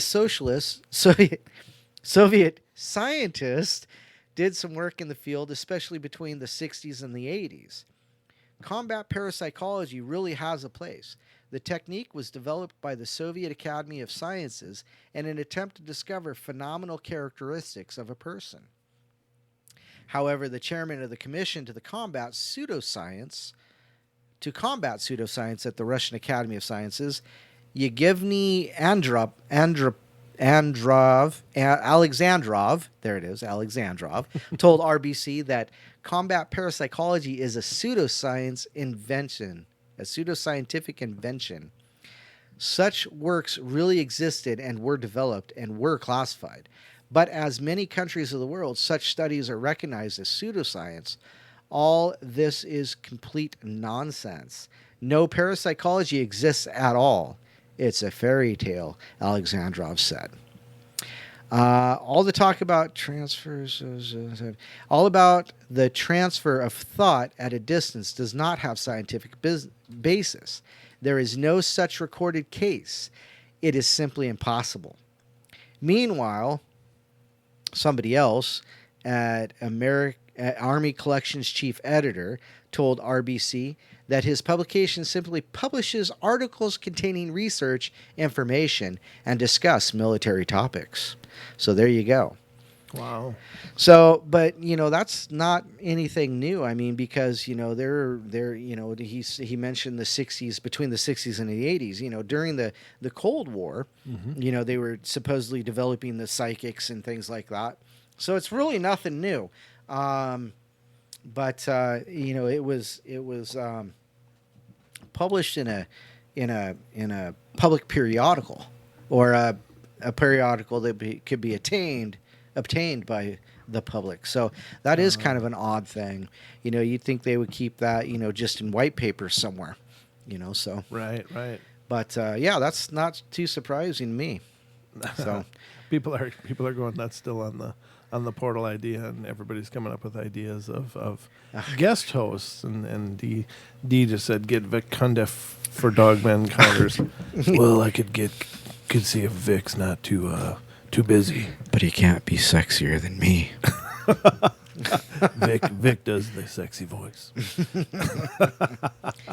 I like Vic Cundiff. Don't get me wrong. I don't know him at all. I've not met him or anything, and I've listened to his show a bunch of times, and he does a good job. But when he first started doing the show, he was like, "Well, I'm Vic Cundiff." It was almost like Clint Eastwood was hosting. It was like, and he was kind of over the top with the voice thing. But he's since he's got his own style, and he sounds like a great guy. Again, I'm not meaning to badmouth him at all. I'm sure he is a great guy, but I don't know him enough to ask him to co-host on my show. And probably won't now that I just mocked him on my show.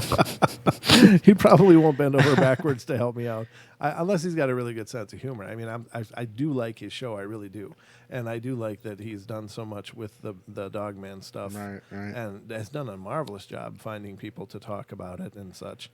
And he does a Bigfoot show as well. I'm not as familiar with that. I don't believe I've listened to that ever. Right. But for Bigfoot, I already got that covered with Wes and Duke and the Outlaws, and with Tony Merkel. Yeah. With the confessionals. So there's only so many hours of my day, but I do check out Vic's shows for the Dogman stuff. I like Dark Waters as well. Dark Waters does a great job on his shows. I don't know. He's real smooth. I like Dark Waters. Good guy. So, it's really cool. Yeah, that's right. Duke got demonetized. Well, Duke, don't feel bad. It's been happening to a lot of us now. Mm-hmm. It hasn't happened to us here yet, but I'm certainly not building my future plans on YouTube with all of the shenanigans going on. Yeah, no doubt. And Nathan Frazier said something the other day about not building on rented real estate. So yeah, very true. This is what he was referring to as YouTube is the rented real estate. Yeah, exactly. You want to watch your house go down, build in a flood zone. Yeah, well, I lived in a floodplain. Floodplain, yeah. For years and years, and it's a catastrophe. But yeah, I don't know how long the portal is going to be able to be monetized, because there seems to be a push going on. And I'm not casting aspersions. I don't know what the criteria is, but it sucks for a lot of people that have built their time, blood, sweat, and tears to develop a channel just to have someone arbitrarily come by and go, "Hey, guess what? You're not getting paid for this anymore." Hey, you said this. Yeah, I know, and honestly, it really bothers me when, and this isn't the scope of the show, of course, but I believe people should have opinions. That And having a freedom of dialogue speech. makes for a great discussion. But when you arbitrarily create rules that, well, you can have an opinion except not this one or this one or Right. this one. Right. It's like, well, it's no longer any kind of true dialogue then, because you're stacking the deck. Right. And so it's hard to understand what this is all about. I think that unfortunately, a lot of companies are deciding to get really involved in the political sphere. Right. And Well, just recently, Nike, I believe, has pulled their support, and who else? There was another one. Gosh, yeah. So I don't remember the other company that pulled their ads, but they were big companies. So right. weirdness. Yeah. Is Duke Shanghaiing our friend Syndicate Break for his own? No, he's talking shows? about she's going to be on Bigfoot Outlaws. Yeah. That's Bigfoot Outlaws. That's, Bigfoot that's Outlaws. With Oh, Matt Knapp and Bear and the crew over there. well, that would make sense. Well, she's been involved with she's an them for. outlaw. That's where she kind of cut her Yeah. teeth, was in the outlaw world. So, as far as the Bigfooting is concerned, so that's cool. I'm glad to hear that. I'm hoping she will. She does a great job. She's a fun person, and very passionate about Yes. the Squatch. That is true. No question about it. But let's see, we got 20 minutes left. 20 minutes. There's Goodness. 20 minutes of wonder ahead of us, ladies and gentlemen. 20 minutes of fun, and 20 minutes of me figuring out what I'm going to read next. I'm just looking through some things that I was pulling up here quick. I don't want to read a brief history of witchcraft because I'm sure it's not all that brief. But I'm curious about this one. This is an article that says the ghosts in your house are your HVAC system. All right. Which reminds me of Tony Merkel. That's right. Sorry, Tony. Don't mean to laugh. Tony I'm laughing with you, my friend. Tony exercised his furnace one time. He shared that story here on the did, show. he He did. called in and he was laughing as well. So I mean, Tony's got a great sense of humor, but he's like seeing his blinds slapping around and stuff, and he started to get freaked out. It was a new house. Give him a break. It was a new house. I know. It was a new house. He started to pray over it and stuff. And I mean, God bless him. That's the right thing to do if you're encountering something absolutely terrifying or something that's really bothering you. But it turned out to be his heater. That was an awesome story. I still laugh It about was that when I awesome. think about it. Oh, gosh. Oh, gosh. So Tony Merkel exercised his furnace one time. Yeah, we're gonna do it. We're looking at doing a marathon, but it's probably gonna be this fall, late fall or something. We'll let you know, of course, as this idea develops. But it's just in the really nebulous phase Switch right your now. screen. Why? What? You don't like yourself on there? Well, people want to see you. As a matter of fact, Aussie just said, I can only see Don Longbeard. So there you go. So we're looking at doing a marathon, but it'll be late this fall, Yeah. or maybe around Halloween time. I think It'll that's take right. some production OCG work. has it right. I think that's the right time to do it. I've seen some Siberian Bigfoot stuff. There's a video of OCG saying, "Have you seen the Siberian Bigfoot?" I've seen videos that are from the Siberian range of Bigfoot. Is that what you're talking about? I don't know. That's the one problem with chat is it's hard to get a response. Yeah. A timely response, yeah. I mean, I saw that, and it was Duke, I think, that pointed it out to me. It was there's this video of these like huge trees being like uprooted and walked away. Oh, she And, said she emailed you. Oh, you emailed me. Okay. Yeah, but if it's a video, I can't show it. Let me see what she's got. What do you got, girl? Let's see what's going on. I got to refresh here. Reload. All right, let's see what she sent. What?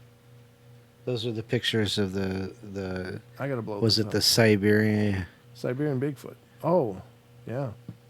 Oh, I have seen this one. This is ages ago, and it's got like a braid or something in some decoration. That's what it was. A Yep. huge Bigfoot with a red tie or something in its hair, Yep, right? yep. I've seen this before. Yep. It is curious. I think it could very well be legitimate. Again, Don and I investigated a structure. I guess I should probably pull these up and put them on the screen. Hold on a sec. I got to create a folder and do all this stuff. Bear with me, ladies and gentlemen. I will create this as soon as I can. Pictures, new folder.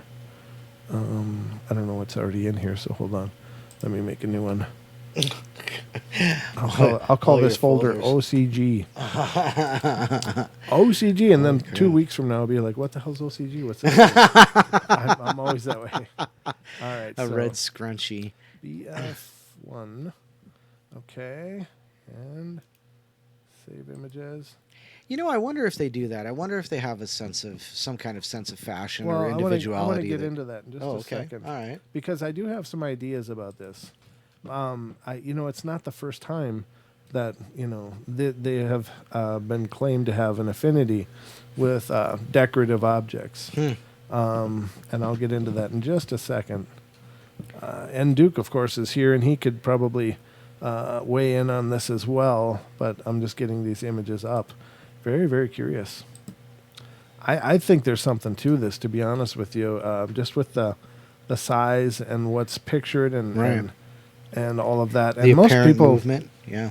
Most people are like, well, you can see there's a zipper there because of the red thing, and it's like, no, that's like a braid. What the hell? BF6. Okay, how many are there? Good Lord, there's a bunches. All right, I got them about done. BF7, which could be Bigfoot, or is it best friend? He's my best friend. Stop making me want to sing songs. Oh, Don. I just want to sing. All right, so here we go. I got these pictures loaded up, and we'll go through this. This is a good idea. Now let me see if I can find that folder. Oh, jeez. Yeah, that's always the issue. There it is. It got it, Don. I'm just teasing. Just joking.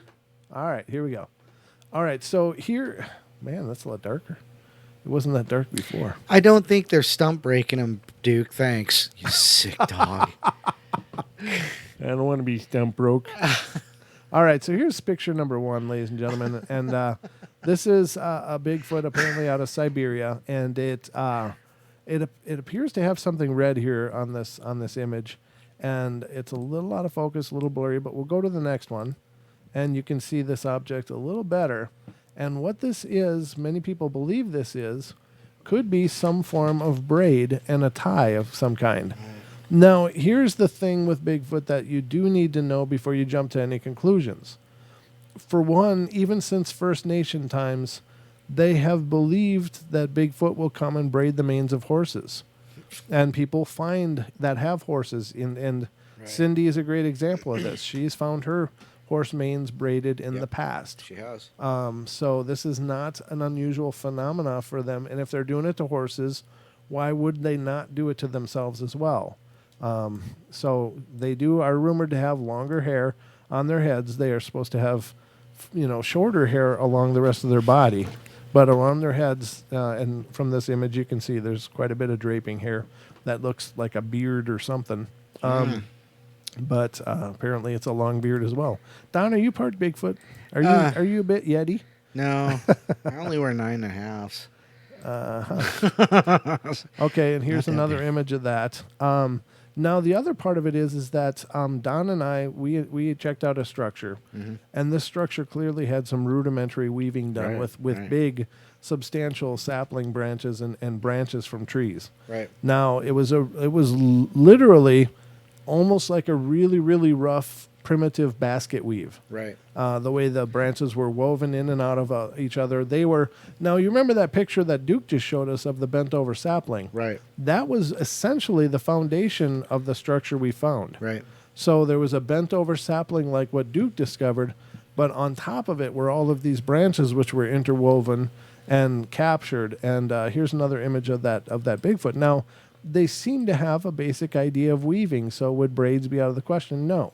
Now the horse braids are not looking like like a braid. Yeah, like- they're just kind of more looped together. right. You know. So they're really again rudimentary and such. But here's a great image of it, and if we zoom in on this one's pretty pristine.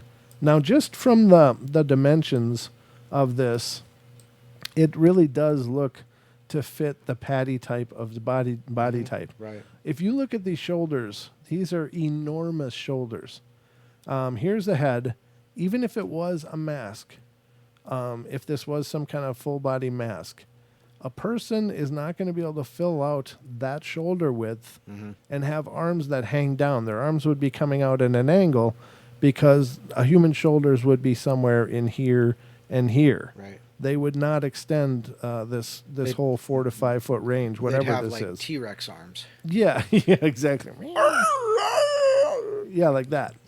Don does a pretty good T-Rex. So if you look at these body dimensions, and this is something that Thinker Thunker talks about a whole bunch, this definitely looks to match the patty dimensions. And Thinker Thunker did a great job of breaking this down in terms of who's the guy that claimed he was the guy in the suit in the Bob something. No, it was you're talking about the guy in the Gimlin, Bob Gimlin, Patterson Right, Gimlin right. film. But what was his name? I Bob can't remember. something. I can't remember his name either. But he claimed he was in the suit, and Thinker Thunker did an absolute beautiful breakdown of body symmetry off of the patty film, and then with a picture of him, of this gentleman, and it shows very clearly that the body dimensions could never have matched with from one to the other. It would have required his elbow to be in a different position than it could possibly be. It would require his legs to be in different dimension than they were, the hips to be a completely different dimension than they are. It just doesn't. It's not possible. It's not feasible, yeah. Right. Unless, of course, he was like Lou Ferrigno, or Well, even if he was, you yeah, he'd still still have be the same too short. dimensions. Yeah. I mean, even Lou Ferrigno. I mean, Lou Ferrigno type may have really Oh, I wide gotcha. shoulders, Gotcha. but this is still quite a big spread away That's from true. this head dimension. So, I mean, I don't know. I don't. Obviously, these pictures leave a lot to be desired in Bob terms of Hieronymus. Hieronymus. Yeah, Hieronymus. That's it. Bob Hieronymus. Thank you to our chatters. Thank you, guys. Yeah, his body dimensions could never have worked out. It really appears that this Yeti, this image from the Siberian Yeti, would share those same dimension types with the spread of shoulders, Right. the position of the head. Looks like it does have a sloping brow. So, it just doesn't work. Who's the guy? Bill Munn? Bill Munn did a breakdown of, and he was the guy who developed the Planet of the Apes costumes on the Right. for Hollywood back in Right. the 70s and stuff. And he said that there's no way that was a person in that suit, that for them to wear that headpiece, they would have had to have a concave head. Right. Our foreheads come off of our brow, and our foreheads come off of our brow and they go up, generally. But to wear the patty head would have required a caved-in forehead in order to make that work from the eye position and stuff. And Bill Munn did a great job with that. And he was the guy who said, we didn't have that technology then. Right. We didn't have that costume technology then. And if it was available, it would have cost millions of dollars to make. So, yeah, this is really, really cool. And it doesn't surprise me at all that there's decoration in there. There's also some researchers believe that the Bigfoots are really drawn to like blue. They really like the color blue. Red is not as usual to hear of, but these are not our, on this side of the pond. These are on the other side of the world, and they are not our Squatches. They're from the former Soviet Union, so maybe they like red more over there, because it's the flag and all that over there. No, so they're patriotic. They are That's apparently awesome. That's awesome. But yeah, this is really cool, and thank you OCG for including this. Again, I think there's something to this. I mean, just look at the body shape and stuff. That's Yeah. If a person was hunched over like this and looking like this, I mean, they wouldn't fill that out the same way. It just has such different body proportions. Mm-hmm. And I don't know if Duke has weighed in on this. I got my chat covered, so it can't be seen. But I mean, if you look at this, ladies and gentlemen, it's really, look at where the hips are versus how long the back is to the head, which is like there's almost no neck. It goes right from shoulder to head, and then this long arc of a back to the hips, and these arms draping down. If I'm seeing it correctly, I don't know. I don't think it's possible that this is a person, but again, I don't know. Not that I can't be fooled, but whatever the case is, look at how broad those I wonder shoulders what are. Bigfoot Tony has to say. I don't know. I don't know. I just lit that fire, didn't I? Yeah, well, and granted, he's welcome to whatever opinions he wants to true. have. That's right. I don't claim that he has to follow my line of thinking, but that's one I want to zoom in on and really look at. DH says, note to self, do not wear blue in the woods. Yeah, well, actually, you know what's funny is David Politis' research. He said that actually loud colors, people wearing loud colors are who seem to turn up missing the most. So Wow, if you're going to offensive. go, maybe it is. Maybe it's like really hurts their eyes or who's ever doing whatever they're doing. According to David Politis, the bright, hot colors are the ones that really get taken. So definitely wear more muted, earthy tones. Yeah, called camo. Yeah, and bringing a hefty firearm with a GPS locator is also good, because apparently nobody's ever been missing when they've had all three of those: muted colors, carrying a gun, Right. and having a GPS locator. And fast feet. Well, that probably doesn't Zephyr hurt. might work. That might not hurt either, but very curious. What did I miss this? Have not seen it before. Proportions look good though. Duke, are you saying you haven't seen these pictures before? Is that what? Yeah, hunters do wear that. That's true, but they're also carrying a big rifle. But there are hunters that turn up missing as well. OCG. Slow mate. Yeah, take someone slower than you. Yeah. And if you have nobody slower than you, make them slower than you. Smack them in the kneecap first and then run. No. This is only gonna hurt for a little bit. But if you look at David Politis' work, there is a whole series of hunters that have come up missing. Right. Yeah. And then their bodies are found like this old hunter was brought out and brought to his stand by his son, who then went to his area to hunt. And when he came back, his dad was gone. And the guy was in really rough shape. He was kind of at the tail end of his life. But the son wanted to take him out hunting one last time. His body was found like 2 miles away over some really tough terrain that his dad never could have crossed physically. Right. So, but he was hunting. So it does happen. Just saying. Oh, yeah. Berry picking. Well, berry picking is tough not only for, the possibility of bumping into a Sasquatch, but it's also for bumping into grizzlies. Yeah, because they eat berries too. Yeah, yeah, they love them some berries, and they do appear to follow the blooming, Right. the blooming pattern geographically. It was Monster Quest, and I think it was the one with where they went up to that cabin up in Canada, and they had some stuff thrown at them and stuff, but then the action never really took off as far as I could tell, but they figured that most of the action was following the blueberry season. Oh, So as the interesting. blueberries were coming into season, That's why they're so damn healthy. right, yeah, lots of antioxidants. So, that's true as well. Randall's right, and if you're going out during your menses, that's not a good idea, but that's true. No, that's. So, if Flo is visiting, stay home. Just saying. Don't go with the flow. Wow, the things that just kind of pop out. You're such a twisted bastard.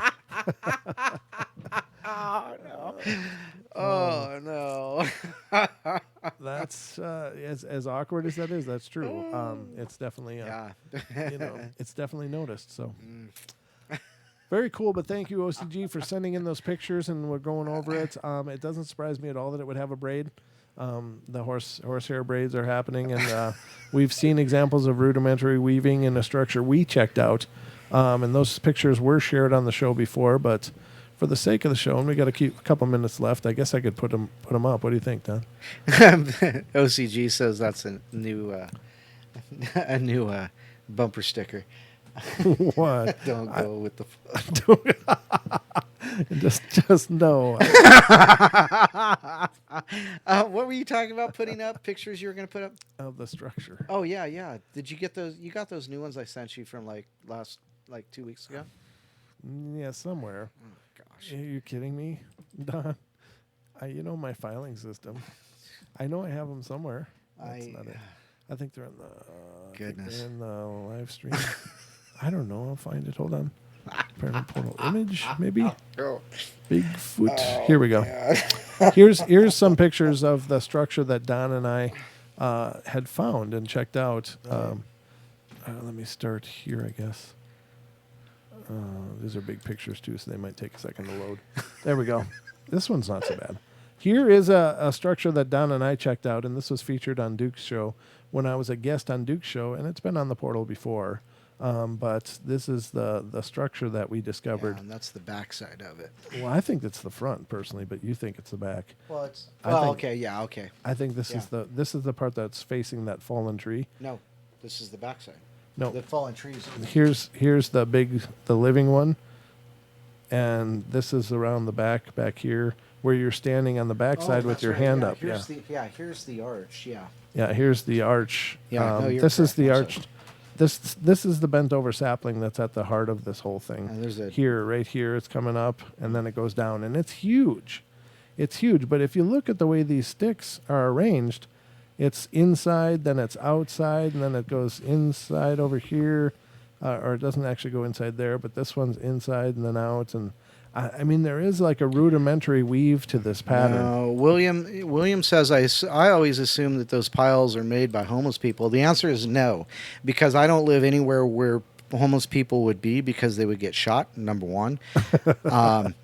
Yeah. Two, there's a 4 or 5 inch sapling used as the main pole that has been bent over, like that arch in Duke's picture, but it has been bent over, and a person of 5 or 6 feet cannot grab a 20-foot sapling at the top and gently bend it over without breaking it. Right. You just can't do it. It's not feasible. I'm outlining the path of this bent over sapling, and you can see how much force that would require. That'd be like pulling.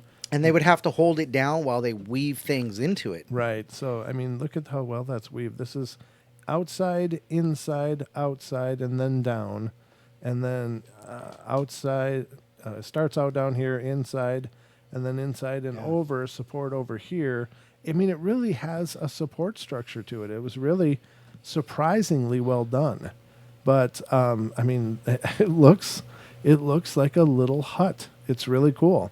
And it just allegedly just kind of popped up. Yeah. Now, the homeowners in this area had 30 chickens. Yeah.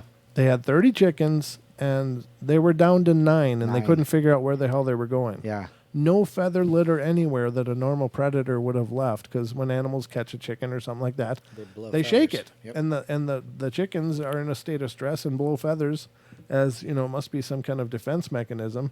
And there was none of that. It was like they were just scooped up and carried off and never to be seen again. Right. This structure was in the woods back about maybe 150 yards. 150 yards from the hen house. The back of the hen house. Yeah. Yep. So it was right. The hen house was right on the edge of the property. Right. Up to a wooded area.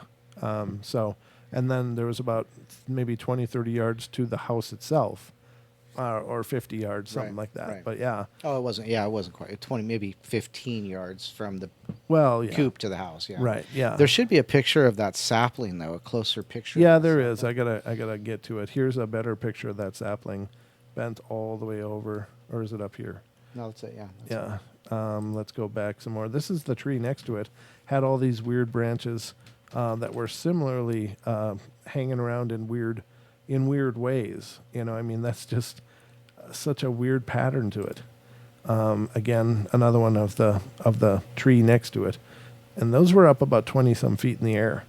Not sure what was going on there, but every one of these branches that's on that structure came from these trees, which were right next to it. And they were fresh broken. Yeah, there's pictures coming up here. This is one side of the structure. Here's Don's finger. That's the arch. That's the bent over double. Yeah, it's doubled here. That sapling's kind of split right? Mhm. 1, 2, yeah. And here is the broken off pieces. Yeah. Now, if this was if it had just fallen from the tree, this would be in the dirt, because on the end of these, of course, are the foliage. Branches, yeah. So they would catch air and cause the heaviest part, which would be this stick, to fall first. The branches and stuff that spring off of this down below would act like a parachute. So it would come down more in a spear-like shape if they were just broken from the tree and fell. They were placed this way. Very bizarre. Not a cut branch here, ladies and gentlemen. Every one of these is snapped. Every one of these is snapped And off. it's fresh, so it Yeah. it would have to be snapped off. Right. I mean, they're fresh breaks, like Don said. These are not just deadfall that's been laying around. Here's part of that bent over Yep. big sapling. And then the double arch there. Yeah. Yep, the double arch right there. There as well. There. Randall, you sick dog. What? Nothing. I'm not going to repeat that. Okay, and then here's the how tall this tallest branch here is, and that's got to be in about the 10-foot range. Yeah. So it's quite a ways up there, but you can see the scale of this structure. It's not necessarily huge, but we figured it was kind of a blind. Yeah. For them to get up close and see what was going on up here where the Hunt the chickens chickens. would have been. Well, and there's coyotes through there too, so they might have, Right. So yeah. So they were just keeping an eye on things. When the coast was clear, they would leave this and go probably grab a chicken. So, and that's quite a ways up there. But yeah, it was really well hidden. It was not noticed for quite a while. Now, after we noticed it and after we really checked it out, you can see how well this is camouflaged in with the growth of the. This was in the late fall of what, 16 or 17? 17. Yeah, it was October 17. Yeah, that we were there, and I mean, it's really well blended in there. And this is a footprint that we found near there. Now, the neat thing was we saw the footprint, and it's this big, which is pretty huge. This is about a how big are these leaves? Would you suppose down to 2.5 inches, 3 inches? Yeah, 2 inches, somewhere in there. So you can get a scope of this. Now, at the time I took a picture to get the whole print in here, which is this big. So if this is 2 inches, I don't know how big this is, but it's pretty damn big. I didn't notice at the time, but when I was going in Photoshop and just, checking the contrast, because it was a little washed out, I came across this micro little print. Mm-hmm. Now, either this is an infant squatch or this is a little people. I talked to Robin, and Robin thinks... I was wondering if you're going to mention that. Robin thinks this is actually perhaps a puckwudgie, but... Did you say a puck? No, not a puck. Because I'm pucks just- don't wear shoes. Well, this doesn't That look looks like a like a shoe. moccasin. She did say that too. Maybe it was a moccasin. No, I just showed her the picture, and that's what she said right off the hand. She said it could be the native little people. Right. Yeah, Thank you. yeah, she did say that. So, but this, between you saying that and Cindy saying something about dogmen in our area, you're starting Yeah. to creep me out. well, this is the portal. We cover it all, but that's true. But these are the pictures of stuff that we've investigated in our area. And, after we checked out the structure, this footprint was about a quarter of a mile away, going up an embankment next to railroad tracks. So it crossed the railroad tracks and was heading away back up in the mountain. How much you want to bet that they follow railroad tracks, too? Yeah, they do. And Duke Yeah, can that makes- speak to that, too. But I've heard that a bunch. Yeah. Well, that would make sense because, we got that cut. Yep. We got the railroad tracks, and then we got that cut down the way. Yep. So, interesting. Yep, they love the path of least resistance for sure. I mean, they don't want to expend the energy if they don't have to. So there you go, guys. We went a little bit over on our time, but I hope you enjoyed our final part of this journey. Again, those are not necessarily new pictures, but since we were on the topic, we wanted to show you some more of what we've seen. I hope you guys enjoyed it. Don, anything in closing? Nope. But I do look forward to being able to helm the portal for a day or two. That's going to be awesome. Yeah, I it's gonna be great. got a couple ideas baking in the brain here, so we'll see what happens. And check out the podcast today. What dropped today?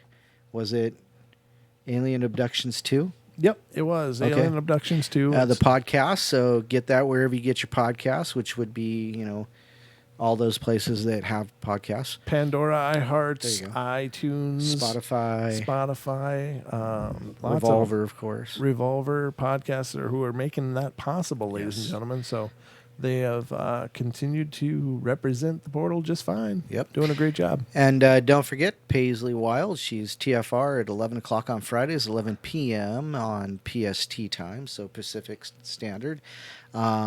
She's got an hour-long show, and then I'm working with her to get more YouTube content up, and also her podcast on Anchor. So that's the spaces between. So there you go. Don is producing that as well as producing all of our podcasts. So he's putting in some time on the portal and the spaces between. So check out the spaces between, because that's a cool endeavor Don is undertaken with Paisley. And check out the show too if you get a chance. Pretty interesting. If you want to learn more about paganism and such, then you're definitely in the right place. There you go.